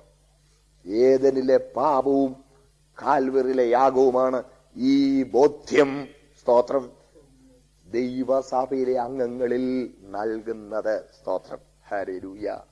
ഞാൻ ഇത്രയും പറഞ്ഞ കാര്യങ്ങൾ നിങ്ങൾക്ക് മനസ്സിലായി എന്ന് ഞാൻ വിശ്വസിക്കുകയാണ്. സ്തോത്രം.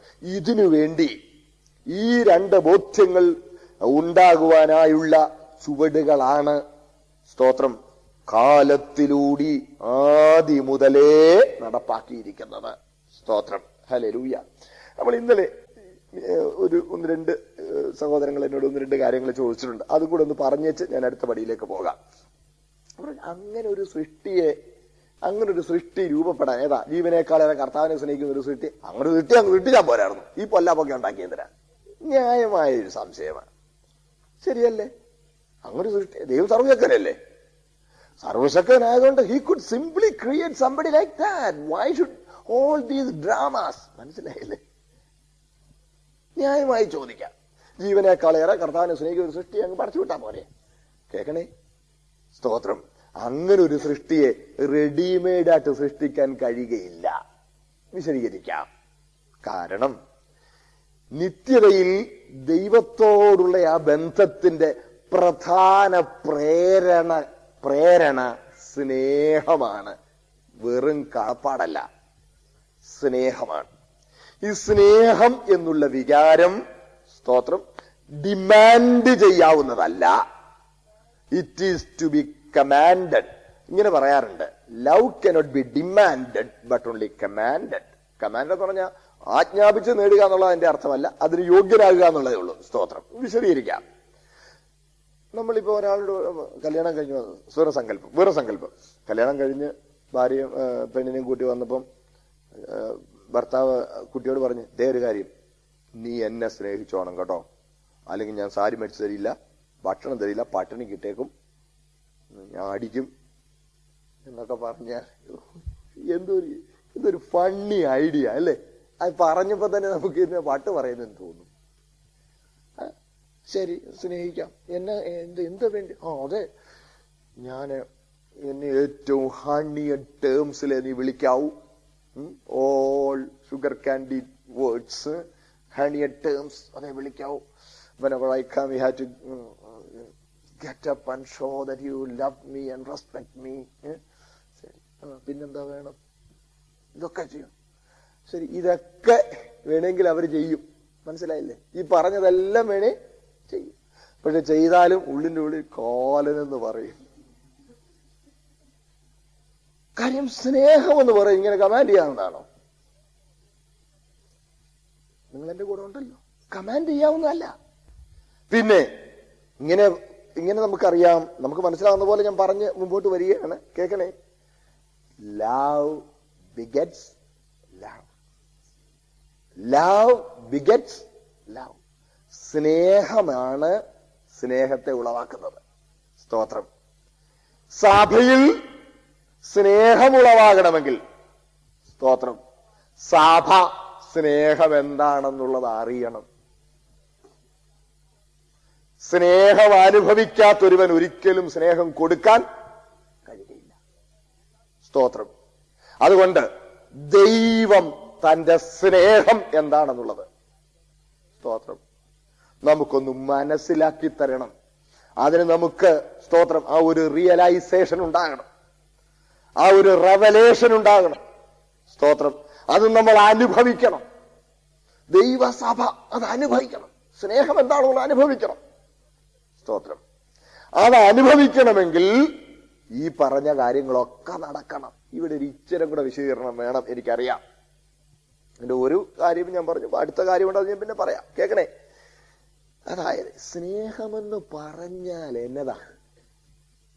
നമ്മൾ പലപ്പോഴും ഇഷ്ടപ്പെടലിനെയാണ് സ്നേഹമെന്ന് കാണുന്നത്. ഇഷ്ടപ്പെടൽ സ്നേഹമല്ല. ഇഷ്ടപ്പെടലല്ല സ്നേഹം.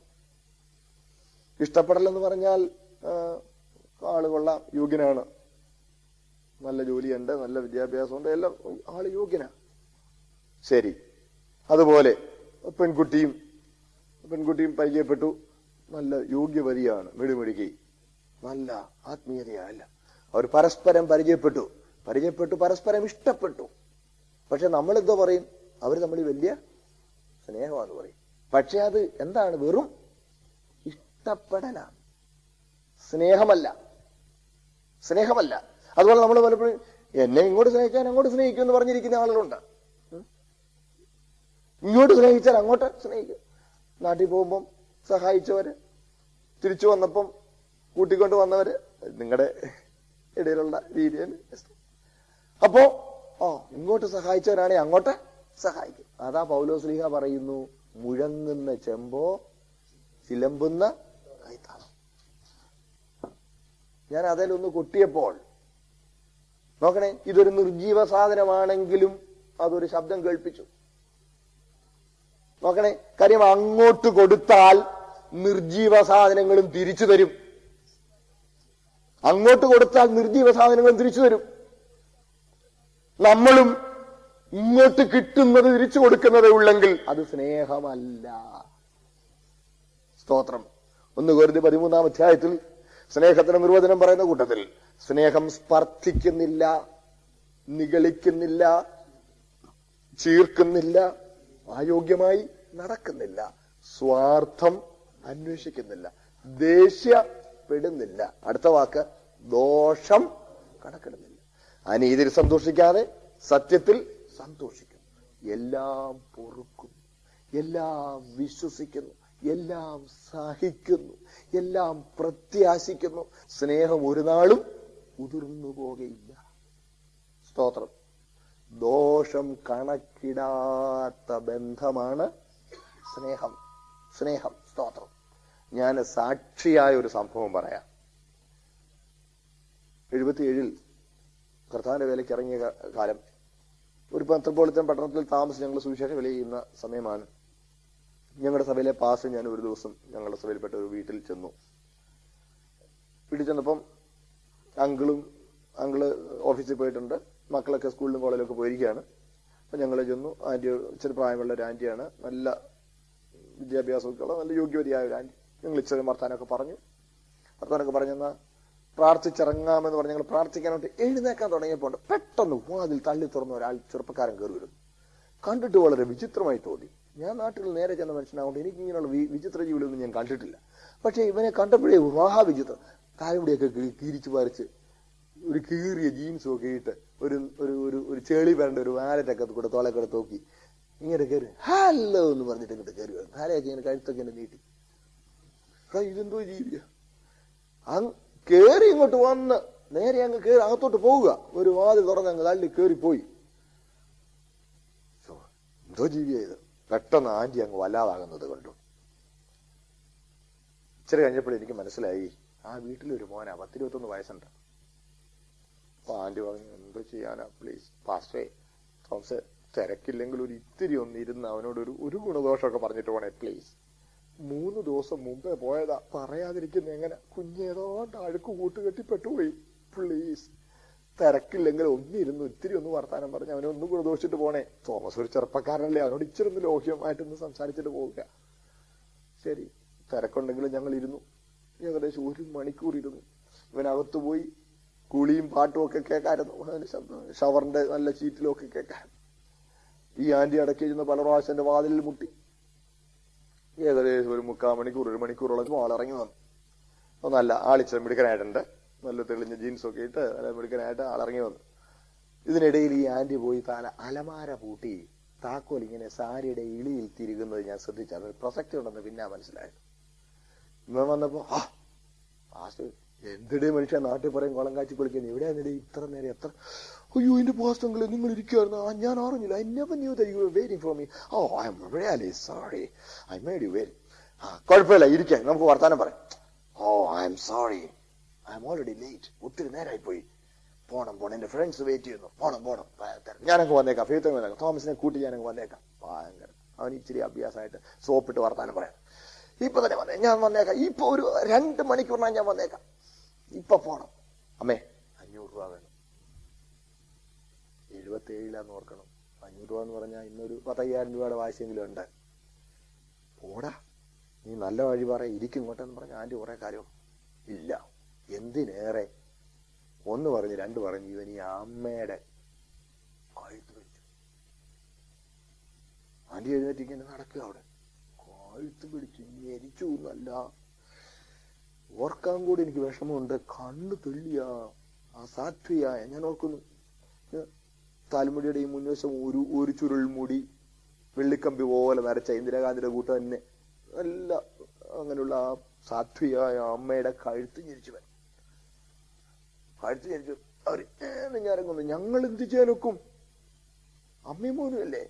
ഫാസ്റ്റ് ആണെങ്കിൽ ഒരു എക്സ് എയർമാൻ ആണ്, 6 അടി 3 ഇഞ്ചെങ്കിലും ഉയരുവാന്റെ സൈസുകൾ. ഫാസ്റ്റ് വാ വിളിച്ചങ്ങിരുന്നു പോയി. ഇവിടെ പിളർന്നെങ്കിൽ അപ്രത്യക്ഷമാകാമായിരുന്നു എന്ന് പറയുന്നത്. ഏതായാലും അവന് ഒരു 2 നിമിഷം കഴിഞ്ഞപ്പോ താക്കോൽ കണ്ടു, കഴുത്ത് വിട്ടു, താക്കോൽ എടുത്തോണ്ട് വന്നു, അലമാര തുറന്നു. ഞാൻ 500 രൂപ എടുത്തോളെന്ന് പറഞ്ഞ് പൂട്ടി താക്കോൽ എറിഞ്ഞിട്ട് പാസ്റ്റ് കൈ കൊണ്ട് കാണിച്ചു. നാക്കിറങ്ങി വിലായിപ്പോയി ഞങ്ങക്ക്. ഇരിക്കെന്ന് കാണിച്ചപ്പോ ഇല്ല, ഞാൻ വന്നേക്കാന്ന് തിരക്കിട്ടവൻ വാതിൽ തുറന്ന് വലിച്ചടച്ച് പാഞ്ഞു. ഞങ്ങൾ വിഷമിച്ചിങ്ങനെ ഇരിക്കുമ്പോ ഈ ആന്റി കുറെ സമയം ഇങ്ങനെ കറങ്ങി നടന്നേച്ച് ഞങ്ങൾക്കെതിരെയുള്ള സോഫായിൽ വന്നിരുന്നു. ഞങ്ങളുടെ മുഖത്ത് നോക്കുന്നില്ല. വിരൽ തുമ്പുകൾ തലമുടിയിലൂടെ ഇങ്ങനെ ഓടിച്ചുകൊണ്ട് ആ നല്ല ആന്റി തന്നോട് തന്നെ എന്ന പോലെ ഇങ്ങനെ പറയാൻ തുടങ്ങി. നല്ലൊരു കുഞ്ഞ, മിടുക്കം കുട്ടി. അയ്യോ, അവൻ എന്തോ കൂട്ടുകെട്ട് അകപ്പെട്ടതാ. നല്ല കുട്ടി, നല്ല കുഞ്ഞാണ്. എന്നിട്ട് നിങ്ങൾ കരുതരുത് കട്ടിഞ്ഞിരിച്ചു. അല്ല, കുട്ടിക്കളിയാ. അവൻ എന്റെ അടുത്ത് ഇത്തിരി സ്വാതന്ത്ര്യം കൂടുതലാ. അവന്റെ കുട്ടിക്കളിയാ. ഞാൻ അവന് വേണ്ടി ഉപവസിക്കാൻ പോവാ. സൗകര്യപ്പെടുമെങ്കിൽ ഫാസ്റ്റ് വൈകിട്ട് ഇച്ചിരി നേരം പ്രാർത്ഥിക്കാൻ വരണേ. നോക്കണേ, കുറെ നല്ല കുഞ്ഞ് നീ ആന്റി പറഞ്ഞുകൊണ്ടിരിക്കുന്നു. ദോഷം കഴുത്ത് ഞെച്ച് കാശ് എടുത്തോണ്ട് പോയപ്പോ പറയുന്നത് എന്താ? കുട്ടിക്കളി, നല്ല കുഞ്ഞ്. ദോഷം കണക്കിടാത്ത ബന്ധമാണ് സ്നേഹം. സ്തോത്രം. ഈ ബന്ധം ദൈവത്തിന് മനുഷ്യരോട് മാത്രമേ ഉള്ളൂ. ദൂതന്മാരോട് പോലും ഈ ബന്ധമില്ല. ദൂതന്മാർക്ക് ഇത് അനുഭവിക്കാൻ കഴിയുകയില്ല. അവർക്കിത് മനസ്സിലാവുക. കേക്കണേ, കാര്യം തെളിവ്. ദൂതപ്രമുഖനായിരുന്ന ലൂസിഫർ ഒരു തെറ്റ് ചെയ്തു, ഒറ്റ തെറ്റ്. അത് ചെയ്തില്ല, തീരുമാനിച്ചതേ ഉള്ളൂ. തീരുമാനിച്ചതും അവനെ സ്വർഗത്തിൽ പുറന്തള്ളി, എന്നേക്കുമായി പുറന്തള്ളി. അവന്റെ ആ ഒരു തെറ്റ് സ്വർഗത്തിലെ ദൈവം മുഴുവൻ ഗൗരവത്തിലും കണക്കിട്ടു.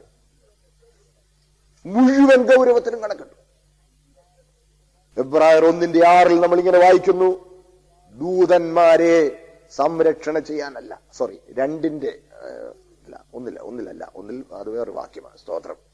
ദൂതന്മാരെ സംരക്ഷണ ചെയ്യാനല്ല, അബ്രഹാമിന്റെ സന്തതിയെ സംരക്ഷണ. 2:15 ഞാൻ പറഞ്ഞത്, 16 ഞാൻ പറഞ്ഞു തെറ്റിപ്പോയി കേട്ടോ.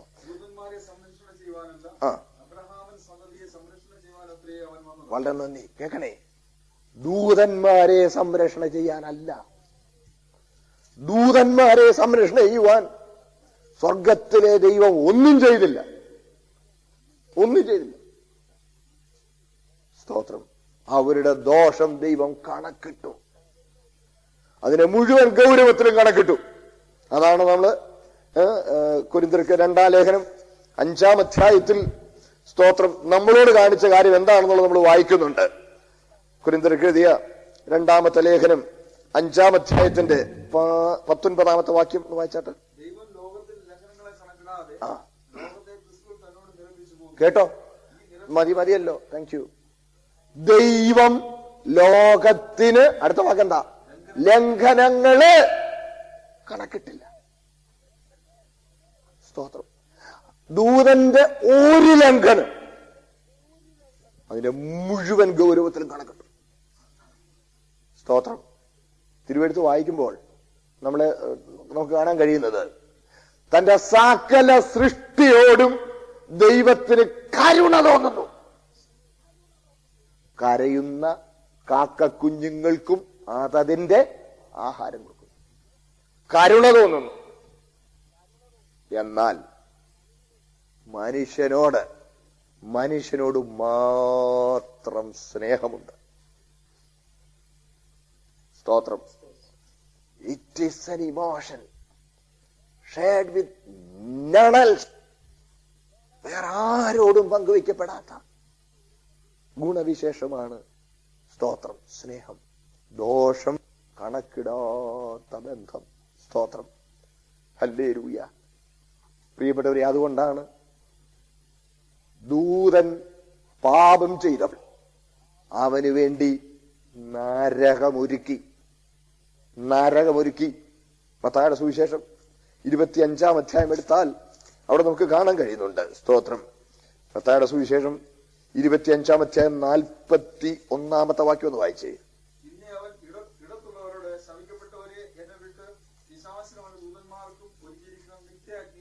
കേട്ടോ, നിത്യ നരകം പിശാചിനും അവന്റെ ദൂതന്മാർക്കും വേണ്ടി ഒരുക്കിയതാ. സ്തോത്രം. ദൂതൻ പാപം ചെയ്തപ്പോൾ നരകമൊരുക്കി. ആദാമ്യവർഗം പാപം ചെയ്തപ്പോൾ കാൽവറി ഒരുക്കി.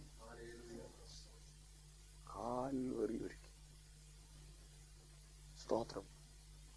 ഇവിടെയാണ് ദൈവത്തിന്റെ വെളിപ്പാട്. സ്തോത്രം. ഈ ദൈവിക വെളിപ്പാട് മനുഷ്യൻ പ്രാപിക്കണമെങ്കിൽ, സ്തോത്രം, ദോഷം കണക്കിടാത്ത ബന്ധം, ദോഷം കണക്കിടാത്ത ദൈവസ്നേഹം അവൻ അനുഭവിച്ചറിയണമെങ്കിൽ, സ്തോത്രം, ദോഷത്തിൽ അകപ്പെട്ട ഒരവസ്ഥയിൽ അവൻ നഷ്ടപ്പെട്ട നിലയുണ്ടാകണം. ഞാൻ പറഞ്ഞ മനസ്സിലായത് വിശ്വസിക്കുന്നു. സ്തോത്രം. ഹല്ലേലൂയ. അതെ, ദൈവം നമ്മെ സ്നേഹിക്കും. ദൂതന്മാരെ പോലെയല്ല. അതുകൊണ്ടാണ് ലൂസിഫറിന് അവന് വീണു പോകുന്നതിന് മുമ്പ് ദൈവത്തെക്കുറിച്ചുള്ള വെളിപ്പാടൊക്കെ വളരെ ലിമിറ്റഡ് ആയിരുന്നു. സ്തോത്രം. അവൻ വീണു പോകുന്നതിന് മുമ്പ് ഇന്ന് നമുക്ക് ദൈവത്തെക്കുറിച്ചുള്ള വെളിപ്പാട് ലൂസിഫറിന് ഉണ്ടായിരുന്നില്ല. സ്നേഹം എന്നുള്ള വെളിപ്പാട് അവന് ഇല്ല. എന്നാൽ ഒരിക്കലും വീണു പോകാതിരിക്കത്തക്കതുപോലെ ദൈവത്തെക്കുറിച്ചുള്ള ആ വ്യക്തമായ വെളിപ്പാട് നമ്മൾ പ്രാപിക്കുവാനുള്ള, സ്തോത്രം, മുഖാന്തരങ്ങളാണ് നാം ചരിത്രത്തിലൂടെ കണ്ടുകൊണ്ടിരിക്കുന്നത്. പ്രിയ ദൈവമക്കളെ, നിങ്ങൾക്ക് സന്തോഷം തോന്നുന്നുണ്ടോ? We are somebody very very very special to the Lord. സ്തോത്രം. നമ്മൾ ദൈവത്തിന് വളരെ സ്പെഷ്യലാ. ചിലപ്പോഴൊക്കെ നമ്മുടെ ദൂതന്മാരുടെ കൂടെ പാടുമെന്നൊക്കെ പറയുമ്പോൾ എനിക്കങ്ങ് വിഷമം തോന്നും. ദൂതന്മാര് പാടുന്ന പാട്ടൊന്നുമല്ല നമ്മൾ പാടാൻ പോകുന്നത്. We are not going to sing with the angels. We are going to sing a different song. They can't sing the song of redemption. They can't sing the song of God's love. എന്റെ കൂടെ ഉണ്ടോ? Only we have the privilege to sing the song of redemption and sing the song of divine love. Praise the Lord. എനിക്ക് ഏറ്റവും ഇഷ്ടപ്പെട്ട പാട്ട്, ഇവിടെ സമ്പത്ത് കിട്ടുമെന്നും കെട്ട് പൊട്ടുമെന്നും ശാപം പൊട്ടുമെന്നും ഒക്കെയുള്ള പാട്ടൊന്നുമല്ല. അതൊക്കെ പുസ്തകമായി ഒരു ബന്ധവുമില്ലാത്ത കുറെ ചവറ് നമ്മുടെ ഇടയിൽ ഇറങ്ങിയിട്ടുണ്ട്. അറിഞ്ഞോണ്ടാ പറഞ്ഞത്, വായി വന്ന് പറഞ്ഞതല്ല. വിശദീകരണം ചോദിച്ചാ പറയാ. പ്രിയരെ, സ്തോത്രം. എനിക്ക് ഏറ്റവും ഇഷ്ടമുള്ള പാട്ടുകൾ അത് നിങ്ങൾക്ക് ഇഷ്ടപ്പെടണമെന്ന് എനിക്കൊരു ആഗ്രഹമുണ്ട്. സ്വാർത്ഥം കൊണ്ടൊന്നും അല്ല, പുസ്തകം പറയുന്നതുകൊണ്ട്. ദൈവസ്നേഹത്തെ കുറിച്ച് പാടും. ഒരു ദിവസം ഒരു പാട്ടെങ്കിലും ദൈവസ്നേഹത്തെ കുറിച്ച് നമ്മൾ പാടണം. നമ്മൾ ഒരു കൂടിവരവുണ്ടായാൽ ദൈവസ്നേഹത്തെ കുറിച്ച് ഒരു പാട്ട് പാടണം. ഹല്ലേലൂയ, സ്തോത്രം. നമ്മൾ ഇന്ന് പാടുന്നത് പ്രാർത്ഥനയാൽ സാധിക്കാത്ത കാര്യമുണ്ട്. അപ്പൊ എന്തിനാ പ്രാർത്ഥിക്കുന്നു? കാര്യം സാധിക്കാം. അയ്യോ, ഇതൊക്കെ പാടുമ്പോൾ സ്വർഗത്തിലെ ദൈവത്തിന് ശരിക്കും ഹൃദയത്തിൽ വേദനയുണ്ട്. നിങ്ങൾക്ക് മനസ്സുണ്ടെങ്കിൽ എടുക്കാം. സ്തോത്രം. ഞാൻ പറഞ്ഞതിന് ഞാൻ കുറച്ചും കൂടി ഈ വിഷയങ്ങൾ ഞാൻ വിശദീകരിക്കുമ്പോൾ നിങ്ങൾക്ക് ഒന്നുകൂടെ മനസ്സിലാവും. സ്തോത്രം. കാര്യം സാധിക്കാനല്ല പ്രാർത്ഥിക്കേണ്ടത്. നമ്മുടെ ആവശ്യങ്ങളൊക്കെ ദൈവത്തോട് നമുക്ക് പറയാം. നമ്മുടെ സങ്കടങ്ങളും ആവശ്യങ്ങളും ദുഃഖങ്ങളും ഞെരുക്കങ്ങളും ഇതൊക്കെ നമുക്ക് ദൈവത്തോട് പറയാം. അപ്പനോട് നമ്മുടെ സങ്കടം ഉണർത്തിക്കുന്ന പോലെ പറയാം. അതിൽ നമുക്ക് നന്മ എന്തോ അതൊക്കെ ദൈവം തന്നിരിക്കും. സ്തോത്രം. കാര്യം സാധിക്കാൻ വേണ്ടി മാത്രം ചെന്ന് മുട്ടുന്ന ഒരു രീതി നമ്മുടെ ഇടയിൽ ഉണ്ടാകരുത്. ആട്ടെ, ഞാൻ അവിടെയും വിശദീകരിക്കുന്നില്ല, മുമ്പോട്ട് പോവുകയാണ്. സ്തോത്രം. അപ്പോൾ ദൈവത്തിന്റെ വെളിപ്പാട് സ്നേഹം എന്ന് പറയുന്നത് അതൊരു റെഡിമെയ്ഡ് റോബോട്ട് ലൈക്ക് ക്രീച്ചറിനെ ഉണ്ടാക്കി അങ്ങോട്ട്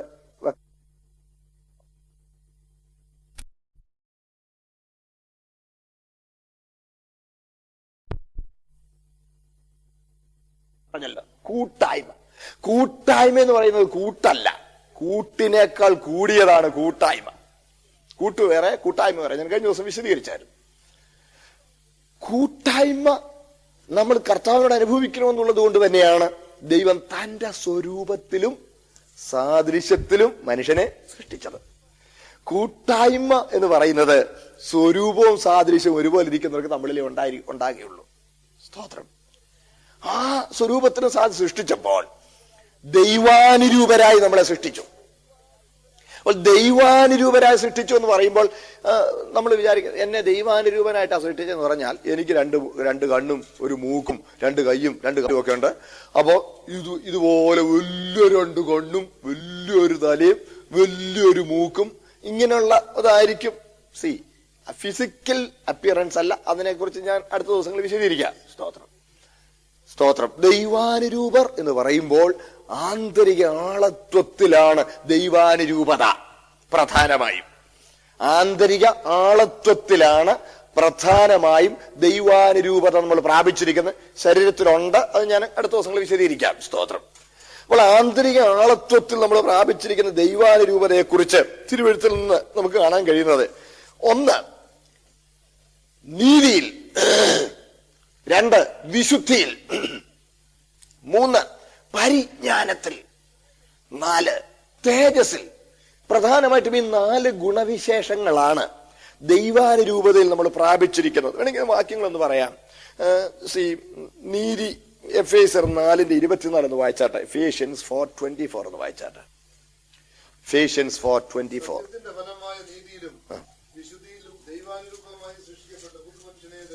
നോക്കണേ, സത്യത്തിന്റെ ഫലമായ നീതിയിലും വിശുദ്ധിയിലും ദൈവാനുരൂപരായി സൃഷ്ടിക്കപ്പെട്ട പുതുമനുഷ്യൻ.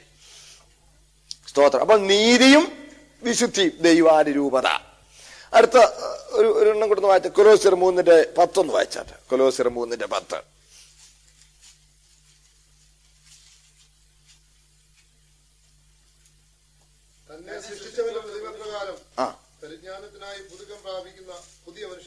കേട്ടോ, തന്നെ സൃഷ്ടിച്ചവന്റെ പ്രതിമ പ്രകാരം പരിജ്ഞാനത്തിനായി.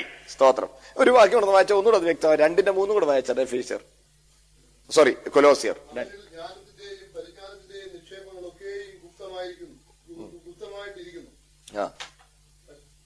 2:3 വായിച്ചു. വായിച്ചോളൂ. മതിയല്ലോ. ജ്ഞാനത്തിന്റെയും പരിജ്ഞാനത്തിന്റെയും. ആരില്ല? ദൈവത്തിൽ. ആ ഭാഗം മേലത്തെ വാക്കുകളൊക്കെ കൂടെ ചേർത്ത് വായിച്ചാൽ ഒന്നുകൂടെ വ്യക്തമാകും. അപ്പോൾ പരിജ്ഞാനം. അപ്പൊ ദൈവാനുരൂപതയിൽ നമ്മൾ പ്രാപിച്ച അടുത്ത കാര്യം എന്താണ്? പരിജ്ഞാനം. സ്തോത്രം. പിന്നെ നമ്മൾ പ്രാപിച്ചത് തേജസ്. റോമർ 3:23 വായിക്കുമ്പോൾ, റോമർ 3:23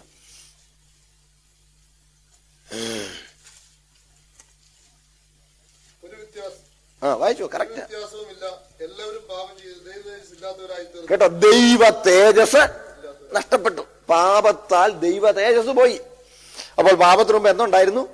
ദൈവ തേജസ് ഉണ്ട്. അതാണ് യാക്കോബ് ലേഖനം 2-ാം അധ്യായത്തിൽ നമ്മൾ വായിക്കുമ്പോൾ തേജസ് ഉള്ളവനായ കർത്താവ്. പിന്നെ തേജസിന്റെ കർത്താവിനെ ക്രൂശിക്കില്ലായിരുന്നു. അപ്പോൾ ദൈവം തേജസ് ഉള്ളവനായിരിക്കും. മനുഷ്യനെ എങ്ങനെയുള്ളവനായിട്ട് സൃഷ്ടിച്ചു? തേജസ് ഉള്ളവനായി സൃഷ്ടിച്ചു. ഞാൻ 1-ാം ദിവസം നമ്മൾ പറഞ്ഞല്ലോ, ശരീരം തേജസ് കൊണ്ട് മൂടപ്പെട്ടിരുന്നു. തേജസ് വസ്ത്രമായി മനുഷ്യൻ ധരിച്ചിരുന്നു. സ്തോത്രം. അപ്പോൾ ദൈവാനുരൂപതയിൽ നമ്മൾ പ്രാപിച്ചത് നീതി, വിശുദ്ധി, പരിജ്ഞാനം, തേജസ്. ഈ പരിജ്ഞാനം എന്ന് പറഞ്ഞാൽ എന്താ? പരിജ്ഞാനം എന്ന് പറഞ്ഞാൽ വകതിരിച്ച് കാണാനുള്ള കഴിവ്. വകതിരിച്ച് കാണുകയും നല്ലത് പിൻപറ്റുകയും ചെയ്യാനുള്ള കഴിവാണ് പരിജ്ഞാനം എന്ന് പറയുന്നത്. സ്തോത്രം. ഇതിന് ഈ പരിജ്ഞാനം ഉള്ളത് കൊണ്ടാണ്, ആ സ്വഭാവം ദൈവ പ്രകൃതി നമുക്ക് തന്നതുകൊണ്ടാണ് നമുക്ക് ഇച്ഛാശക്തി ഉള്ളത്. ഇച്ഛാശക്തി. സ്തോത്രം. നിത്യതയിലും നാം ഇച്ഛാശക്തി ഉള്ളവരായിരിക്കും. ഇച്ഛാശക്തി എന്ന് പറഞ്ഞാൽ തീരുമാനമെടുക്കാനുള്ള കഴിവ്, നമ്മുടെ കാര്യം തീരുമാനിക്കാനുള്ള കഴിവ്. ഇവിടെ ഒരു അല്പം വിശദീകരണത്തിന് ആവശ്യമുണ്ട്. അതായത് ഇന്ത്യയിൽ നമ്മുടെ ഒരു ചിന്തയാ തലേവരെയാണ്. അല്ലെങ്കിൽ ഇത് തലേവരെയാണ് പറയാറില്ലേ എന്ന് പറഞ്ഞാൽ നമ്മളുടെ പ്രധാനമായിട്ടുള്ള ചിന്ത, ഒരുത്തൻ ജനിക്കുമ്പോഴേ തലയിൽ ഇതെല്ലാം വരച്ച് വെച്ച് എഴുതി വെച്ച് സീല് വെച്ച് ഇങ്ങ് വിട്ടേക്കുക. അതിനിപ്പോ നമ്മൾ പിന്നെ എങ്ങനെ ആകാനാ അല്ലേ? അങ്ങനെ ഒരു ചിന്ത നമുക്കുണ്ട്. പ്രിയപ്പെട്ടവരെ, അങ്ങനെയില്ല. വേദോസ്തം അങ്ങനെ പഠിപ്പിക്കുന്നില്ല. ആരൊക്കെ എങ്ങനെയൊക്കെ ആകും എന്ന് സർവജ്ഞാനത്തിൽ ദൈവം അറിയുന്നു. എന്നാൽ ആരൊക്കെ എങ്ങനെയൊക്കെ ആകണം എന്ന് വിധിച്ചിട്ടില്ല. ഇത് രണ്ടാണ്. ഒന്നുകൂടെ പറയാം.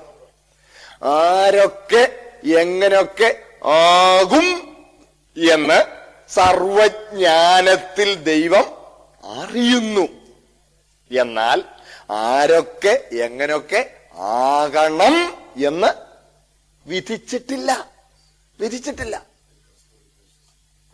കറസ്പോണ്ടിങ് വേഴ്സസ് ഇച്ഛാശക്തി ഉണ്ടെന്നുള്ളത് പറയാം. സ്തോത്രം.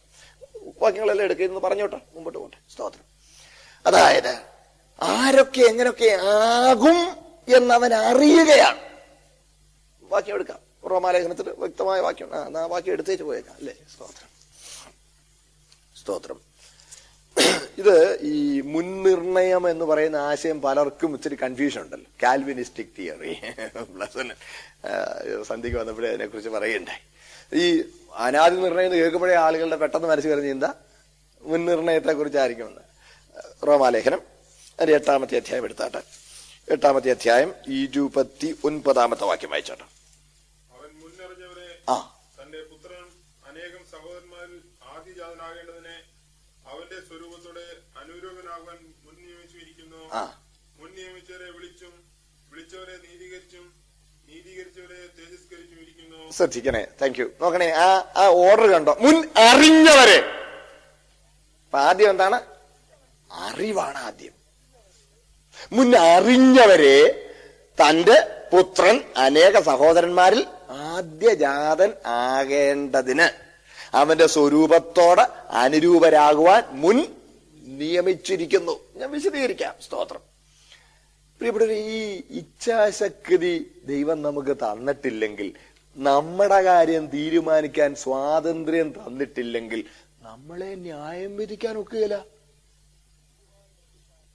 തീരുമാനമെടുക്കാൻ സ്വാതന്ത്ര്യം തന്നിട്ടില്ലെങ്കിൽ പിന്നെ അങ്ങനെ ആയതിനെ തല്ലാൻ വന്നാൽ അത് നീതിയാണോ?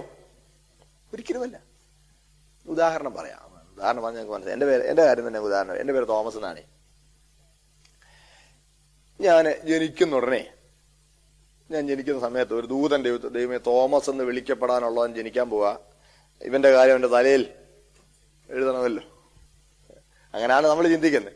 ശരി, എന്താ എഴുതണ്ടേന്ന് ചോദിച്ചപ്പോ എഴുതുക. അവനൊരു 20 വയസ്സ് വരെ മര്യാദയ്ക്ക് ജീവിക്കട്ടെ. ഒരു 20 വയസ്സാകുമ്പോൾ അതൊക്കെ മദ്യപാനം തുടങ്ങട്ടെ. ഒരു 25 വയസ്സാകുമ്പോൾ ഇച്ചിരി ഗഞ്ചാവും കൂടെ തുടങ്ങട്ടെ. ഒരു 30 വയസ്സാകുമ്പം ഇച്ചിരി ഡോസ് കൂട്ടിയ ലഹരിയൊക്കെ തുടങ്ങട്ടെ. 30-35 വയസ്സാകുമ്പം പൈസ ഇതിനുള്ള ആവശ്യത്തിനുള്ള പണം തികയാതെ വന്നിട്ട് ഒരു കൊള്ള സംഘത്തിൽ ചേരട്ടെ. എന്നിട്ട് ഒരു 40 വയസ്സാകുമ്പോൾ കൊള്ള സംഘത്തിന്റെ തലവനാകട്ടെ. എന്നിട്ട് ഒരു 45 വയസ്സാകുമ്പം ഒരു കൊള്ളയും ഒരു കൊലപാതകവും ഒക്കെ കഴിഞ്ഞ് മടങ്ങുമ്പോൾ പോലീസ് അവനെ ചേസ് ചെയ്യുമ്പം അവൻ പോഞ്ഞ് വണ്ടി വിട്ട് അവന്റെ വണ്ടി ഒരു മരത്തിലിടിച്ച് ചാകട്ടെ. ശരി, അങ്ങനെ പറഞ്ഞു. ദൂതൻ അതുപോലെ എഴുതി സീല് വെച്ചു. മനസ്സിലായില്ലേ? എന്നെ ഇങ്ങോട്ട് വിട്ട്. എന്റെ കാര്യമാണ്, നിങ്ങളാരും പേടിക്കല്ലേ. വെറും സങ്കല്പം. ഇവിടെ വന്നു. ഈ പറഞ്ഞതുപോലെ 20 വയസ്സായപ്പം പതുക്കെ തണ്ണി പിടിച്ചു. 25 ആയപ്പം കഞ്ചാവ് തുടങ്ങി. 30 ആയപ്പം ഇച്ചിരി മയക്കുമരുന്ന് ലഹരി കൂടിയതായി. 35 കൊള്ള സംഘത്തിലായി. ഈ പറഞ്ഞ പോലെ 45-ാം വയസ്സിൽ ആള് പോയി. ആട്ടെ, കാര്യം കഴിഞ്ഞില്ലല്ലോ. അന്ത്യന്യായവിധി ഉണ്ടല്ലോ. അന്ത്യന്യായവിധി ദിവസം പിടിച്ചു നിർത്തിയിരിക്കുക. തോമസ് അടിയൻ, നീ മദ്യപനായിരുന്നു. അതെ അതെ അതെ അതെ. നീ മയക്കുമരുന്നിന് അടിമയായിരുന്നു. അതെ അതെ. സുവിശേഷം കേട്ടു. അനുസരിച്ചില്ല. ഇല്ല. ദുഷ്ടനെ, നീചനെ, കൊലപാതകി, കൊള്ളക്കാരനെ, സുവിശേഷം കേട്ടിട്ട് അനുസരിക്കാത്ത നീചനെ പോ നരകത്തിലേക്കെന്ന് പറഞ്ഞ് എന്നെ വിധിച്ച് നരകത്തിലേക്ക് തള്ളിയാൽ ഞാൻ മനുഷ്യനാണെങ്കിൽ ഞാൻ തിരിഞ്ഞു നിന്നൊരു വാക്കെങ്കിലും പറയാതെ പോവുകയില്ല. ദൈവമേ, ഇപ്പൊ എന്നെ നരകത്തിൽ വിട്ടാ ഇതാ ഞാൻ പോണു. പക്ഷെ ഒരു കാര്യം, ഈ ഉള്ളവൻ പിറക്കും മുമ്പ് ഇതെല്ലാം തീരുമാനിച്ചെന്റെ തലയിൽ എഴുതി മുദ്ര വെച്ചിങ്ങോട്ട് വിട്ടേച്ച് തിരുമേനി നിശ്ചയിച്ച പോലെ ഈ അടിയാനായതിന് ഇപ്പൊ എന്നെ നരകത്തിലേക്ക് വിട്ടാൽ ഞാൻ പോണു. പക്ഷെ ഇത് നീതിയാന്നോ എന്നൊന്ന് ചോദിച്ചിട്ടേ ഞാൻ പോവുള്ളൂ. നിങ്ങളാണ് ചോദിക്കല്ലേ? ആരാണേലും ചോദിക്കും. കേൾക്കുന്നുണ്ടേ? ആരാണേലും ചോദിക്കും. അപ്പോൾ വേദപുസ്തകം പറയുന്നത് എന്താണെന്നറിയാമോ? ഒരു വാ പോലും തിരിച്ചൊരു വാക്കോടെ പറയാൻ കാണുകയില്ല. എല്ലാ മുഴങ്കാലും ആ തിരുമുമ്പിൽ മടങ്ങി നീ നീതിമാൻ യേശു ക്രിസ്തു കർത്താവ് നേറ്റ് പറഞ്ഞേച്ചേ പോവുള്ളൂ. സ്തോത്രം. ദൈവം ഒരിക്കലും അന്യായം ചെയ്യുന്നവനല്ല. അതുകൊണ്ട് ന്യായവിധി എന്നുണ്ടെന്നുള്ളത് തന്നെ ആരുടെയും തലയിൽ സീരി വെച്ചിങ്ങനെ വിട്ടിട്ടില്ല എന്നുള്ളത് വ്യക്തമാക്കുന്നു. എന്നാൽ മനസ്സിലായോ ഞാൻ പറഞ്ഞത്? മുൻ അറിവുണ്ട്. സർവജ്ഞാനിയായ ദൈവം സകലരെയും നേരത്തെ കൂട്ടി അറിയുന്നു. ആരൊക്കെ എങ്ങനെയൊക്കെ ആകുമെന്നുള്ളത് അവന് അറിയാം. അതാണ് റോമർ നമ്മൾ 8-ാം അധ്യായത്തിൽ 29-ാം വാക്യത്തിൽ വായിച്ചു. മുൻ അറിഞ്ഞവരെ തന്റെ പുത്രൻ അനേക സഹോദരന്മാരിൽ ആദ്യജാതനാകേണ്ടതിന് അവന്റെ സ്വരൂപത്തെ അനുരൂപരാൻ മുൻ നിയമിച്ചു. അറിവാണ് ആദ്യം, പിന്നെ നിയമനം. സ്തോത്രം. അതുകൊണ്ട് പ്രിയ ദൈവമക്കളെ, ഒരു ചെറിയ പ്രബോധനം കൂടെ പറഞ്ഞു പോട്ടെ. നമ്മൾ ആരും വിചാരിക്കരുത് ഇപ്പൊ ഞാൻ എന്നാ ചെയ്യാനാ, ഒടേ തമ്പുരാൻ എന്തൊക്കെയാ നിയമിച്ചു വെച്ചിട്ടുണ്ടോ അതുപോലൊക്കെ ആകും. അപ്പൊ ഞാൻ എന്താ? അങ്ങനല്ല. നമുക്ക് ഉത്തരവാദിത്വമുണ്ട്. Using our will power we have to take solid steps concerning our eternity. നമ്മുടെ നിത്യതയെ സംബന്ധിച്ച് തീരുമാനമെടുക്കുവാൻ ദൈവം നമുക്ക് അധികാരം തന്നിട്ടുണ്ട്. ഓരോരുത്തർക്കും അധികാരമുണ്ട്. സ്തോത്രം. അതാണ് പരിജ്ഞാനം, ഇച്ഛാശക്തി ദൈവം നമുക്ക് തന്നിരിക്കുക. സ്തോത്രം. ഒരിക്കലും ദൈവം ആരെയും ബലാത്കാരേണ പിടിച്ച് മാനസാന്തരപ്പെടുന്നത്. അതുകൊണ്ട് തന്നെയാണ് മാനസാന്തരം ഉണ്ടാകേണ്ടത്. ദൈവവചനത്തിന്റെ കൽപ്പനയാണ് എന്ത്? മാനസാന്തരപ്പെടുക, ചിന്താഗതിയിൽ അടിസ്ഥാനപരമായി മാറ്റമുണ്ടാകുക.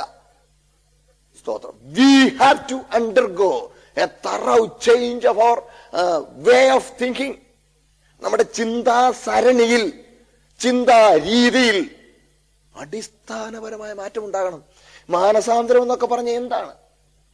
നമ്മൾ പലപ്പോഴും മാനസാന്തരത്തെ കുറിച്ച് ചിന്തിക്കുന്നത് സ്വഭാവ സംസ്കരണം, അതാണ് മാനസാന്തരം എന്നാ ചിന്തിക്കുന്നത്. വേദപുസ്തകം അങ്ങനെയല്ല പറയുന്നത്. അത് മാനസാന്തരത്തിന്റെ അടയാളമാണ്. കേൾക്കണേ, കള്ളുകൂടി നിർത്തി, പുകവലി നിർത്തി, ദുഷിച്ച വഴികൾ നിർത്തി, എല്ലാ ചീത്തത്തരവും നിർത്തി, ഇതെല്ലാം നിർത്തി. നമ്മൾ പറയും ആളെന്തോ ചെയ്തു? മാനസാന്തരം. അത് മാനസാന്തരത്തിന്റെ അടയാളമാണ്. മാനസാന്തരം എന്ന് പറയുന്നത് യഥാർത്ഥത്തിൽ അകത്തെ മാറ്റമാണ്. അകത്തെ മാറ്റമാണ്. ഇനി ഒന്നുകൂടെ പറയാം, വ്യക്തമാക്കാം. പ്രിയപ്പെട്ടവരെ, നടന്ന സംഭവം ഉദാഹരണമൊക്കെ പറഞ്ഞാലേ മനസ്സിലാവുള്ളൂ. ഒരു ദിവസം ഞാൻ എൻ്റെ വൈഫും കൂടെ ഒരു വീട്ടിൽ ഭവന സന്ദർശനത്തിന് ചെന്ന. അവിടെ ചെന്നപ്പോൾ അവൾ വീട്ടിൽ ഇച്ചിരി സ്റ്റണ്ട് നടന്നുകൊണ്ടിരിക്കുക. ഇളയ മകനാണ് തറവാട്ട് കൊടുത്തേക്കുന്നത്. വലിയ വീടും സൗകര്യങ്ങളൊക്കെ ഉണ്ട്. മൂത്തൊരു മോനുണ്ട്. അവനാണെ മഹാ അഴുക്ക, മദ്യപിച്ച് വാശായി നടക്കുക. അവൻ മൂത്ത മോൻ കൂടിച്ച് തെറിയും വിളിച്ച് കയറി വരിക. വന്ന കാശും കൊണ്ടേ പോകും, അല്ലെ അനിയനുമായിട്ട് ഗുസ്തി ഉണ്ടാവും. അങ്ങനെ ചേട്ടൻ കയറി വരുന്ന കണ്ടോണ്ട് അനിയൻ പുറത്തെ വാതിൽ ഇറങ്ങിപ്പോയി കഴിഞ്ഞ് അപ്പോഴും അപ്പൻ ജീവിച്ചിരിപ്പുണ്ട്, അമ്മ മരിച്ചുപോയി. അപ്പൻ അവനോട് ഇത്തിരി വലിയ ഒരു പ്രതിപത്തിയാ. ഇവനങ്ങ് ഇറങ്ങിപ്പോയി കഴിഞ്ഞ് ഇവന് കുറെ ഇവിടെ നിന്ന് ബഹളമൊക്കെ കഴിഞ്ഞ് അവിടെ കണ്ടയാണ്ടൊക്കെ എടുത്തോണ്ട് അവനങ്ങ് പോയി കഴിഞ്ഞപ്പം അനിയൻ അടുത്ത വീട്ടിലങ്ങോട്ട് കയറി ഇരിക്കാരൻ പതുക്കെ കയറി വന്നപ്പം അനിയനോട് അപ്പൻ ഇച്ചിരി സ്റ്റണ്ട് ഉണ്ടാക്കുന്ന സമയത്താണ് ഞങ്ങൾ ചെല്ലുന്നത്. എടാ, അവന് ഇവിടുത്തെ അവകാശമില്ലടാ, എത്ര ലക്ഷത്തിന്റെ നിനക്കല്ലേ തന്നത്, അങ്ങനെ പറഞ്ഞ അവള് ഭയങ്കര സ്റ്റണ്ടുണ്ടാക്കുക. നീ അങ്ങനെ കാണിച്ചത്. ഞങ്ങൾ ചെന്നപ്പോ ഞങ്ങളെ പ്രത്യക്ഷപ്പെടുകയും ചെയ്തു. ഏതായാലും അപ്പനുടനെ ഞങ്ങളോട് ചെറിയ അദ്ദേഹം ഏകീകരണമായി. അയാൾ പറഞ്ഞു വന്നപ്പോ പറഞ്ഞൊരു വാചകം, അതെ, അവൻ ഇഷ്ടപ്പെട്ട പാനീയമാണ് ഇച്ചിരി കള്ള. അവന് ഇഷ്ടപ്പെട്ട പാനീയമാ, അതവൻ ഇച്ചിരി കുടിക്കട്ടെ. പക്ഷെ ഞാൻ അവനോട് പറയാടാ, അധികമായ കുടുംബമുടി, കുത്തുവാള എടുക്കുവാടാ കൂടിപ്പോയാൽ, അതുകൊണ്ട് നീ സൂക്ഷിക്കണം എന്ന് ഞാൻ പറയും. പക്ഷെ അത് അവന് ഇഷ്ടപ്പെട്ട പാനീയമല്ലേ, അവനത് ഇച്ചിരി കുടിക്കട്ടെ. അതിന് ഇവൻ കിടന്ന് ഉച്ചയും കുത്തി നിന്നാലൊക്കൂ. അവന് ഇഷ്ടപ്പെട്ട പാനീയം. കണ്ടോ മദ്യം ദോഷമാണെന്ന് അപ്പന് ചിന്തയില്ല. പക്ഷെ കാശ് പോകുമെന്നുള്ളത് കൊണ്ട് മാത്രം ഒരു നിയന്ത്രണം വെച്ചേക്കണമെന്ന് അപ്പൻ പറയുന്നുള്ളൂ. അപ്പം അപ്പൻ മദ്യപാനത്തിന് പോകാത്തത് മദ്യത്തോടുള്ള വെറുപ്പ് കൊണ്ടല്ല. മനസ്സിലായില്ലേ? അപ്പം ഏതൊരു മദ്യപാനിയുടെ ചിന്തയും അപ്പന്റെ ചിന്തയും തമ്മിൽ കാര്യമായ വ്യത്യാസം ഇല്ല. മനസ്സിലായില്ലേ? അതുപോരാ എന്ന് പറഞ്ഞാൽ പാപ വഴികളുടെ ദോഷഫലങ്ങളെ ഭയന്ന് പാപത്തിൽ നിന്ന് ഒഴിഞ്ഞിരിക്കുന്നത് കൊണ്ടായില്ല. എന്റെ കൂടെ ഉണ്ടോ നിങ്ങൾ? സ്തോത്രം. ഡോക്ടർ പറഞ്ഞു, നിങ്ങളുടെ സംഗതി ഇച്ചിരി കുഴപ്പത്തിലാട്ടോ, ബ്ലഡിൽ നിക്കോട്ടിന്റെ അളവ് വളരെ കൂടുതലാണ്, പുകയെന്ന് ഉരിയാടിക്കൂടാ, മദ്യം മണക്കാൻ പാടില്ല, കൊഴുപ്പുകളൊന്നും കഴിച്ചുകൂടാ, എന്നും രാവിലെ 5 കിലോമീറ്റർ നടക്കണം. ഇതൊക്കെ ഡോക്ടർ നിർബന്ധമായി പറഞ്ഞാൽ ചത്തുപോമെന്ന് പേടിച്ച്, മനസ്സിലായില്ലേ? ഇതൊക്കെ ചിലപ്പോ ഒഴിവാക്കിയെന്ന് വരാം. പക്ഷെ അപ്പോഴും മദ്യപിക്കേണ്ട നേരം വരുമ്പം ഭയങ്കര. ഒരാളെന്നോട് ഒരിക്കൽ പറഞ്ഞു, എന്നെ പറയാനാ ഉപദേശി, ഞാൻ ഡബിൾ സോഡ അങ്ങ് കയറ്റും, എന്നിട്ട് 2 നാരങ്ങ അങ്ങ് പിഴിയും, അതിനകത്തോട്ട് പിഴിഞ്ഞ് ഡബിൾ സോഡ 2 ഐസും ഒക്കെ അങ്ങോട്ട് ഇട്ട് കുടിച്ച ആ സമയം അങ്ങ് രക്ഷപ്പെടും. ഈ വലിക്കണമെന്ന് വരുമ്പോ ഒരു ഗ്യാസ് മുട്ടായി അങ്ങ് ചവച്ചങ്ങ് തിന്നും. കാരണം എറണാകുളം നോർത്ത് റെയിൽവേ സ്റ്റേഷൻ അടുത്തൊരു ഹോർഡിംഗ് ഇരിപ്പുണ്ട്, സ്പൈസസ് ബോർഡിന്റെ ഹോർഡിംഗ്. നിങ്ങൾ പോകുമ്പോൾ കാണാം, ഏലക്ക നുണയൂ പുകവലി ഉപേക്ഷിക്കൂന്ന് പറഞ്ഞ, ഏലക്ക തിന്നാൽ പുകവലിയിൽ നിന്ന് രക്ഷ. നോക്കണേ, ഇങ്ങനെ ഈ ഡബിൾ സോഡായും കുടിച്ച് പിന്നെ ഗ്യാസ് മുട്ടായും ചവച്ചിറക്കി ഇതിൽ നിന്ന് ഒരു പരുവത്തിന് ഇങ്ങനെ ഞെളിപിരി കൊണ്ട് ഒഴിവാക്കിയിരിക്കുമ്പം ആൾക്കാർ പറയും, ഓ അവിടുത്തെ ചാക്കോ ചേട്ടൻ ഇപ്പം പുകവലിയുമില്ല, മദ്യപാനവുമില്ല, ഒന്നുമില്ല, ആള് മാനസാന്തരപ്പെട്ടു. മാനസാന്തരം ഉണ്ടായില്ല, പെരുമാറ്റത്തിൽ മാറ്റം ഉണ്ടായതേ ഉള്ളൂ. നിങ്ങൾ എന്റെ കൂടെ ഉണ്ടേ? അകത്താ മാറ്റം വരേണ്ടത്. ചിന്താഗതിയിൽ മാറ്റം ഉണ്ടാകണം. സ്തോത്രം. നിങ്ങൾ പാപവഴികൾ ഒഴിഞ്ഞിരിക്കുന്നത് പാപത്തോടുള്ള വെറുപ്പ് കൊണ്ടായിരിക്കണം. പാപത്തെ വെറുക്കണം. പാപത്തെ വെറുക്കാതെ പാപവഴി ഒഴിഞ്ഞിരിക്കുന്നത് കൊണ്ടും നമുക്ക് അധികം നാൾ പാപത്തെ ഒഴിഞ്ഞു നിലനിൽക്കാൻ കഴിയുകയില്ല. അവസരം കിട്ടുമ്പോൾ ചാടും. എന്റെ കൂടെ ഉണ്ടല്ലോ നിങ്ങൾ? സ്തോത്രം. അപ്പൊ ചിന്താഗതി അകത്ത് മാറ്റം വരണം, മാനസാന്തരപ്പെടണം. സ്തോത്രം. ലോകം താൽക്കാലികമാണെന്നും വരുവാനുള്ളതാണ് നിത്യമെന്നും മനസ്സിലാക്കണം, ബോധ്യപ്പെടണം. സ്തോത്രം. എനിക്ക് വേണ്ടി ദൈവം എന്ന ചിന്ത മാറി ദൈവത്തിന് വേണ്ടി ഞാൻ എന്ന ചിന്ത വരണം. അതാ യഥാർത്ഥ മാനസാന്തരം. മാനസാന്തരം തന്നെ 2-3 മണിക്കൂർ പറഞ്ഞാൽ കൊള്ളാം. സ്തോത്രം. അതിന്റെ ആവശ്യമില്ല, നിങ്ങൾക്ക് മനസ്സിലായല്ലോ. സ്തോത്രം. അതിന്റെ ജിസ്റ്റ്, അതിന്റെ അടിസ്ഥാനപരമായ കാര്യം നിങ്ങൾക്ക് മനസ്സിലായല്ലോ. സ്തോത്രം. അടിസ്ഥാനപരമായി ചിന്താഗതി മാറണം. അപ്പോൾ ചിന്താഗതി മാറിയെങ്കിൽ മാത്രമേ, സ്തോത്രം, ദീർഘനാൾ അല്ലെങ്കിൽ മാറ്റം വരാതെ ആ പുതിയ അനുഭവത്തിൽ നിലനിൽക്കാൻ കഴിയുകയുള്ളൂ. സ്തോത്രം. പാപത്തെ വെറുക്കണം. അപ്പോൾ ഇച്ഛാശക്തി നമുക്കുള്ളത് കൊണ്ടാണ് മാനസാന്തരത്തിന് ആവശ്യമുള്ളത്. മനസ്സിലായത്? വിശ്വസിക്കുന്നു. സ്തോത്രം. അപ്പോൾ ഇച്ഛാശക്തി ഉള്ളവനായി, പരിജ്ഞാനമുള്ളവനായി, സ്തോത്രം, ദൈവം മനുഷ്യനെ സൃഷ്ടിച്ചിരിക്കുന്നതിനാൽ, ഹല്ലേലൂയ, സ്തോത്രം, ആ ഇച്ഛാശക്തി ഉള്ളിടത്തോളം കാലം അവന് കാര്യങ്ങൾ ബോധ്യപ്പെടുത്തി കൊടുത്തെങ്കിൽ മാത്രമേ അവനെ, സ്തോത്രം, ആ ദൈവ തിരുഹൃദയത്തിന്റെ താല്പര്യപ്രകാരം രൂപാന്തരപ്പെടുത്തുവാൻ കഴിയുകയുള്ളൂ. ഞാൻ ഇപ്പൊ പറഞ്ഞ് മനസ്സിലായോ? സ്തോത്രം. അതുണ്ടാകണമെങ്കിൽ ഒരു റെഡിമെയ്ഡ് സൃഷ്ടിയെ സൃഷ്ടിക്കുകയല്ല, ഈ ചുവടുകളിലൂടെ എല്ലാം പോയേ മതിയാകും. വ്യക്തമായോ? സ്തോത്രം. എല്ലാവർക്കും വ്യക്തമായോ ഞാൻ പറഞ്ഞത്? സ്തോത്രം. ഹല്ലേലൂയ. ഇനിയും വിശദീകരണം വേണമെങ്കിൽ ചോദിച്ചാൽ ഞാൻ പറയാം. സ്തോത്രം. മറ്റു പല നിലകൾ ന്യായമായ വിശദീകരണങ്ങൾക്കൊക്കെ തിരുവെഴുത്ത് നമുക്ക് ഉത്തരം തരുന്നുണ്ട് സഹോദരങ്ങളിൽ. സ്തോത്രം. ഒരു കാര്യം മാത്രം, അകത്തു മാറ്റം വന്ന് നമ്മളെ ദൈവത്തിനായി ഏൽപ്പിച്ചു കൊടുക്കണം. സ്തോത്രം. ഹല്ലേലൂയ. സ്തോത്രം. അപ്പോൾ കേൾക്കട്ടെ, ദൈവം നമ്മെ സ്നേഹിക്കുന്നു. We are someone special to the Lord. സ്തോത്രം. അതുകൊണ്ടാണ് ബാക്കി മുഴുവൻ നമുക്ക് വേണ്ടിയാണെന്ന് തിരുവെഴുത്ത് പറയുമ്പോൾ നമുക്കത് മനസ്സിലാകുന്നുണ്ടല്ലോ. സ്തോത്രം. വായിച്ച വാക്യങ്ങൾ മറക്കല്ലേ. റോമാലേഖനം 11-ാം അധ്യായം 32 മുതലുള്ള വാക്യങ്ങൾ. ദൈവം എല്ലാവരോടും കരുണ ചെയ്യേണ്ടതിന് എല്ലാവരെയും അനുസരണക്കേടിൽ അടച്ചു കളഞ്ഞു. ഹാ, ദൈവത്തിന്റെ ധനം, ജ്ഞാനം, അറിവ് എന്നിവയുടെ ആഴമേ! അവന്റെ വഴികൾ എത്ര അപ്രമേയവും അവന്റെ വീഥികൾ എത്ര അഗോചരവുമാകുന്നു. അവന് മന്ത്രിയായിരുന്നവനാര്? അവന് മുമ്പേ വല്ലതും കൊടുത്തിട്ട് പ്രതിഫലം വാങ്ങുന്നവനാര്? സകലവും അവനിൽ നിന്നും അവനാലും അവങ്കിലേക്കുമാകുന്നു. അവനെന്നേക്കും മഹത്വമാമേൻ. സ്തോത്രം.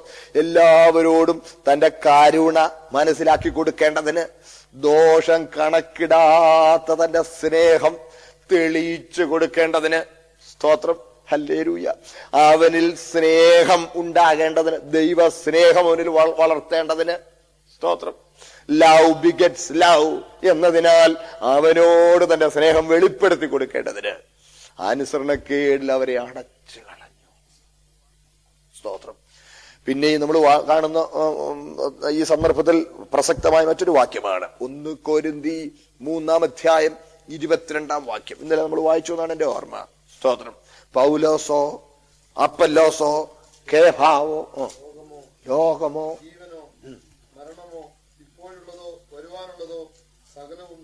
കേട്ടോ. സ്തോത്രം. സകലവും നമുക്ക് 2ാം ഭാഗം നമുക്ക് പിന്നെ ചിന്തിക്കാനുള്ളതാ. സ്തോത്രം. സകലവും നിങ്ങൾക്കുള്ളത്. മരണവും നിങ്ങൾക്കുള്ളത്. നമുക്ക് വേണ്ടിയാണ് മരണം പോലും ദൈവം ഇവിടെ അനുവദിച്ചത്. സ്തോത്രം. എന്റെ കൂടെ ഉണ്ടല്ലോ. നമുക്ക് വേണ്ടിയാ മരണം പോലും ദൈവം ഇവിടെ അനുവദിച്ചത്. സ്തോത്രം. മരണം നമുക്ക് വേണ്ടി. അതെ, സഭയുടെ രൂപീകരണത്തിന് വേണ്ടി. സ്തോത്രം. ഉൽപ്പത്തി പുസ്തകം വായിച്ചാൽ, സമയം പോകുന്നു എന്നാലും ഇച്ചിരി കാര്യം കൂടെ പറയാം. ഉൽപ്പത്തി പുസ്തകം വായിച്ചാൽ അതിന്റെ 3-ാം അധ്യായത്തിൽ മനുഷ്യൻ പാപം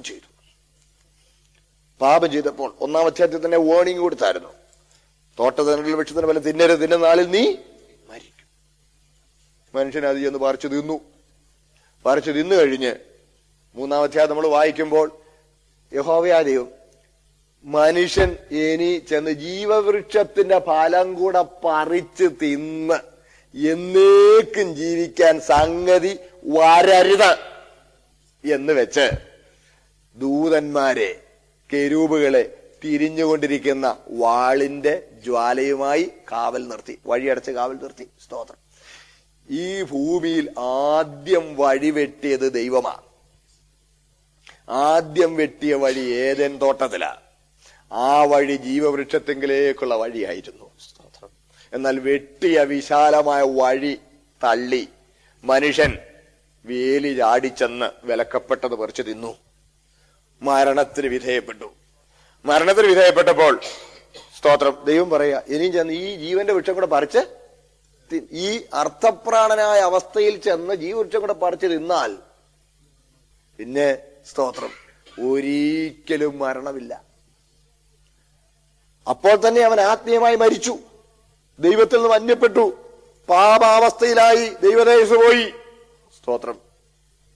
നേരം കിട്ടുന്ന അനുസരിച്ച് ഞാൻ അത് കൂടുതൽ വിശദീകരിക്കാം. പിന്നെ ദൈവദേശത്ത് പോയി, പാപാവസ്ഥയിലായി, നഷ്ടപ്പെട്ട് കഴിഞ്ഞ് ആ അർത്ഥപ്രാണാവസ്ഥയിൽ ഇവൻ ചെന്ന് ജീവവൃക്ഷത്തിന്റെ ഫലം കൂടെ പറിച്ചു തിന്നാൽ പിന്നെ ഒരിക്കലും മരിക്കുകയില്ല. കുഞ്ചൻ നമ്പ്യാർ പറഞ്ഞ പോലെയുള്ള കാലം വന്നേനെ. കുഞ്ചൻ നമ്പ്യാർ പറഞ്ഞില്ലേ, 10 കോടി ജനമുണ്ട്, പല്ല് പോയിട്ട് ഒരു വീട്ടിൽ കുത്തിവെച്ച പാവ പോലെ വിങ്ങി കിടക്കുന്നു. കാലമില്ലാത്ത കാലം എന്ന് പറഞ്ഞ അദ്ദേഹത്തിന്റെ ഒരു ഭാവന പറഞ്ഞിട്ടുണ്ട്. മുത്തച്ഛൻ ഇരിക്കുന്നു, മുത്തച്ഛൻ മരിച്ചില്ല, ഇങ്ങനെ അങ്ങിരിക്കുക. അങ്ങനെയുള്ള ഒരു കാലം ഓർത്തു നോക്കിക്ക്. മരിക്കുകയില്ല. മരിക്കാതിരുന്നാൽ എന്തോരവസ്ഥയായിരുന്നേ. മാത്രമല്ല, മനുഷ്യന് മരണമില്ലെങ്കിൽ കർത്താവ് ഇവിടെ വന്ന് പ്രായശ്ചിത്ത ബലിയായി ഇവന്റെ പാപപരിഹാരം സാധിക്കുവാൻ കഴിയുമായിരുന്നില്ല. കാര്യം മനുഷ്യൻ മരിക്കല്ലേ, മനുഷ്യനായി വന്ന മരിക്കാൻ നോക്കൂ. മനസ്സിലാവുന്നുണ്ടല്ലോ. അതുകൊണ്ട് മരണവും അവിടെ അനുവദിച്ചത് സഭയ്ക്ക് വേണ്ടിയാണ്. സ്തോത്രം. ഞാൻ സൺഡേ സ്കൂളിൽ പഠിച്ചുകൊണ്ടിരുന്നപ്പോ ഞങ്ങളെ ആ ഭാഗം പഠിപ്പിച്ചപ്പോ എനിക്കങ്ങ് ആ കൂടി ചിന്താക്കുഴപ്പമായിട്ട് ജീവവൃക്ഷത്തിലേക്കുള്ള വഴി കാക്കാൻ ദൂതന്മാരെ കാവലും നിർത്തി. നേരത്തെ ആ വഴിയെ പോയില്ല, അതുകൊണ്ട് പിന്നെ വഴി അടച്ചു, തിരിഞ്ഞുകൊണ്ടിരിക്കുന്നു. ഞാൻ ചോദിച്ചോണ്ട് പറഞ്ഞു, ദൈവം എന്തോ ഒരു ഭയങ്കര ദൈവമാണ്, എന്താടാ നീ അങ്ങനെ പറഞ്ഞു എന്നോട് ചൂടായി ചോദിച്ചു. പറഞ്ഞു, ഏതായാലും അതുങ്ങൾ പോയി, ഇവര് പോയി, ആദാമും ഹവ്വായും പോയി, ഈ വേണ്ടാതെ പറിച്ചു തിന്നു ചാകറ. ഈ ജീവവൃക്ഷത്തിന് ഫലം കൂടെ പറിച്ചു തിന്നാ പിന്നെ പ്രശ്നമില്ലല്ലോ. മറുമരുന്ന് കുടിച്ച പോലെ ആയില്ലേ. എനിക്ക് ഉത്തരം കിട്ടിയില്ല. എന്റെ ചെവിക്ക് പിടിച്ച ഒരു തിരുമുന്താന്ന് മിണ്ടി പോരെന്ന് പറഞ്ഞ് എന്നെ ഇരുത്തി. പക്ഷെ അതെന്റെ മനസ്സിൽ കിടന്നു കിട്ടും.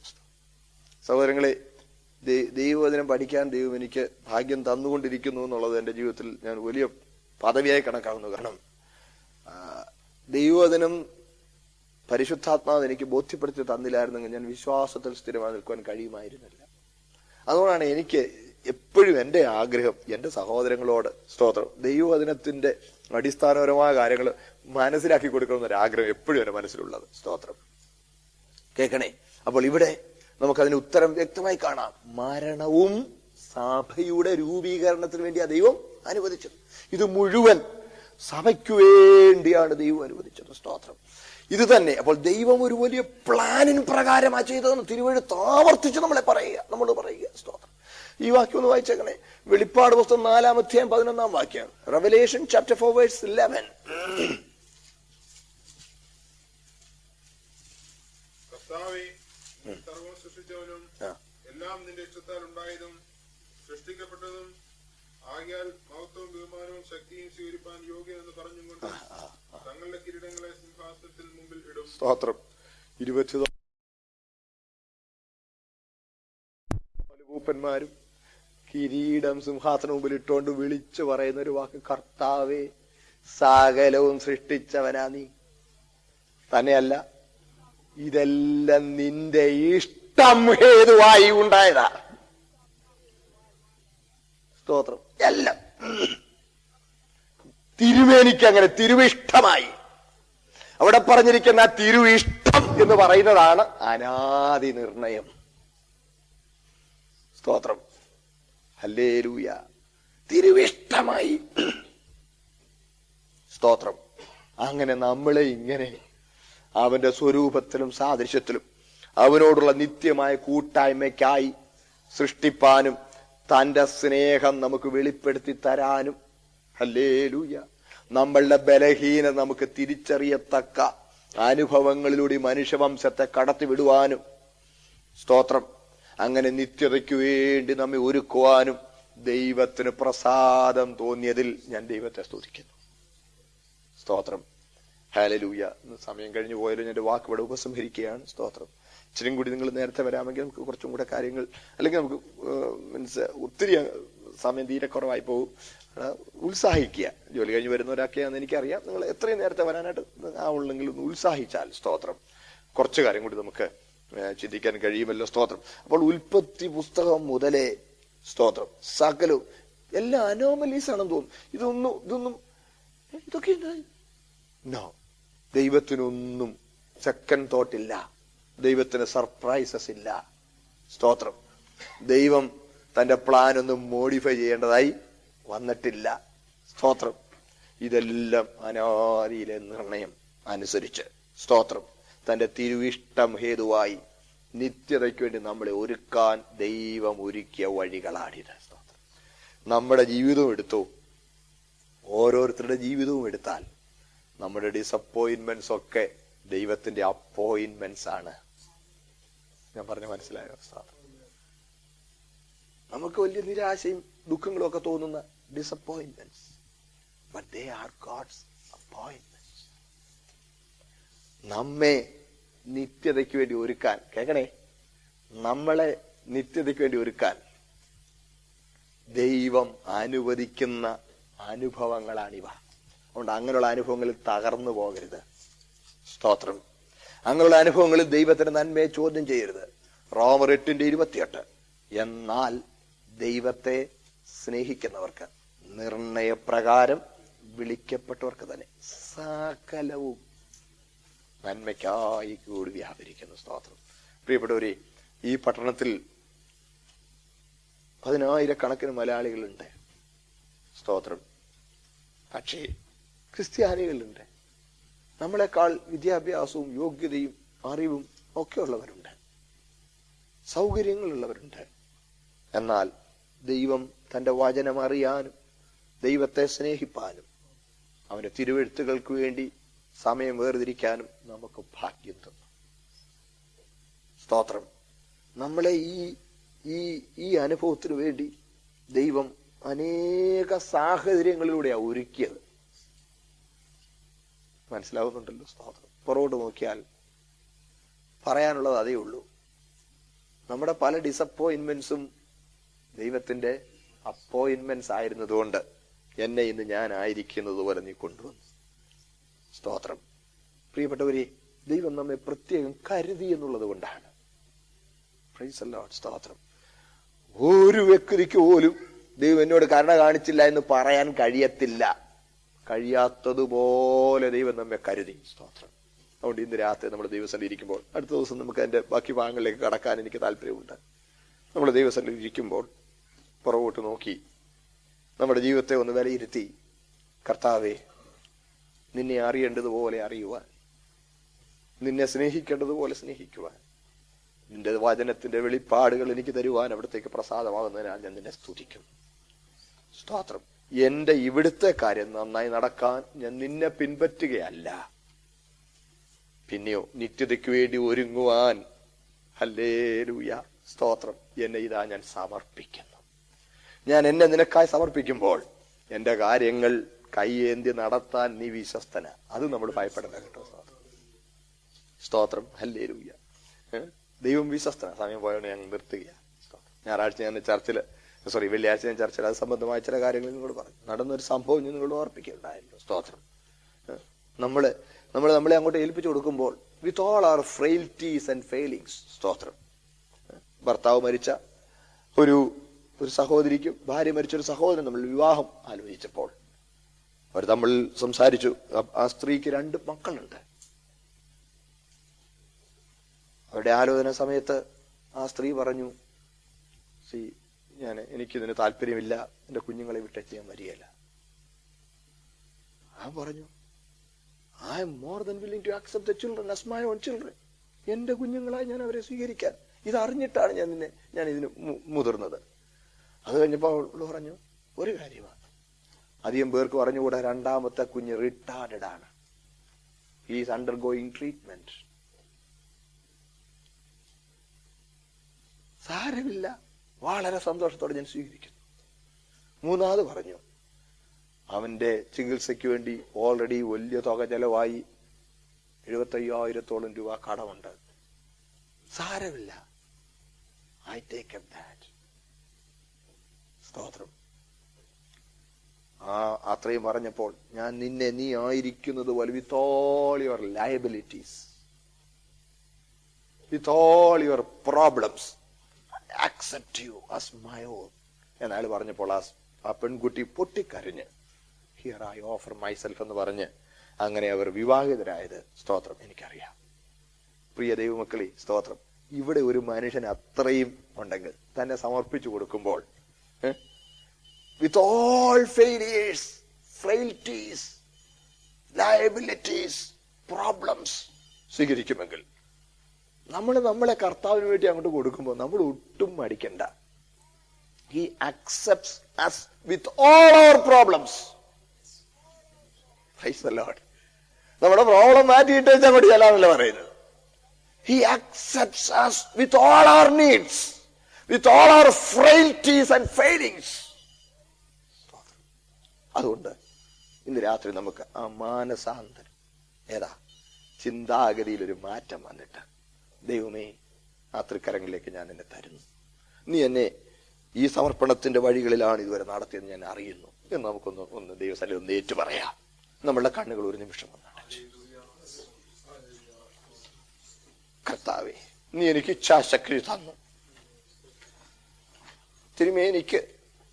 തിരുമേനിയെ തന്നെ അടിയന് വെളിപ്പെടുത്തുവാൻ അടിയന് പ്രസാദമായല്ലോ. ഞാനായിരിക്കുന്നത് പോലെ എന്റെ പരിമിതികളോടുകൂടെയും എന്റെ പരാജയങ്ങളോടുകൂടെയും എന്റെ പ്രശ്നങ്ങളുടെ കൂമ്പാരങ്ങളോടുകൂടെയും എന്റെ ആവശ്യങ്ങളോടുകൂടെയും നീ എന്നെ അതുപോലെ നിനക്കുള്ളവനായി അംഗീകരിക്കും, നിനക്കുള്ളവളായി അംഗീകരിക്കുന്നതിനാ ഞാൻ നിന്നെ സ്തുതിക്കുന്നു. നീ എന്നെ നടത്തിക്കൊണ്ടുവന്ന വഴികൾക്കായി സ്തോത്രം, സ്തോത്രം, സ്തോത്രം. സകലവും നിന്റെ ഇഷ്ടം ഹേതുവായുള്ളവായെന്ന് ഞാൻ ഈ രാത്രി ഒരിക്കൽ കൂടെ തിരുസല്ലേറ്റു പറയുന്നു. നമുക്കൊന്ന് ദൈവസല്ലേറ്റു പറയാം. കർത്താവ്, ഇതാ ഞാൻ എന്നെ തരുന്നു. ഞാൻ എന്നെ തൃക്കരങ്ങൾ ആ നിത്യതയ്ക്ക് വേണ്ടി ജീവനേക്കാളേറെ അങ്ങ് സ്നേഹിക്കുവാനുള്ള സമർപ്പണം എന്റെ ജീവിതത്തിൽ തരണമേ എന്ന് നമുക്ക് എല്ലാവർക്കും ഒന്ന് പ്രാർത്ഥിക്കാം. ഒരു വാക്ക് ഹൃദയത്തിൽ തുറന്ന് ദൈവസന്നിധി ഒന്ന് സമർപ്പിച്ച് പ്രാർത്ഥിക്കാം. സ്തോത്രം. പ്രിയചായൻ വന്നാട്ടെ. സ്തോത്രം, പ്രാർത്ഥിക്കാം. സ്തോത്രം, ഹല്ലേലൂയ. നമുക്ക് നമ്മെ തന്നെ ദൈവസന്നിധിയിൽ സമർപ്പിച്ചു കൊടുക്കാം. ഹല്ലേലൂയ, സ്തോത്രം.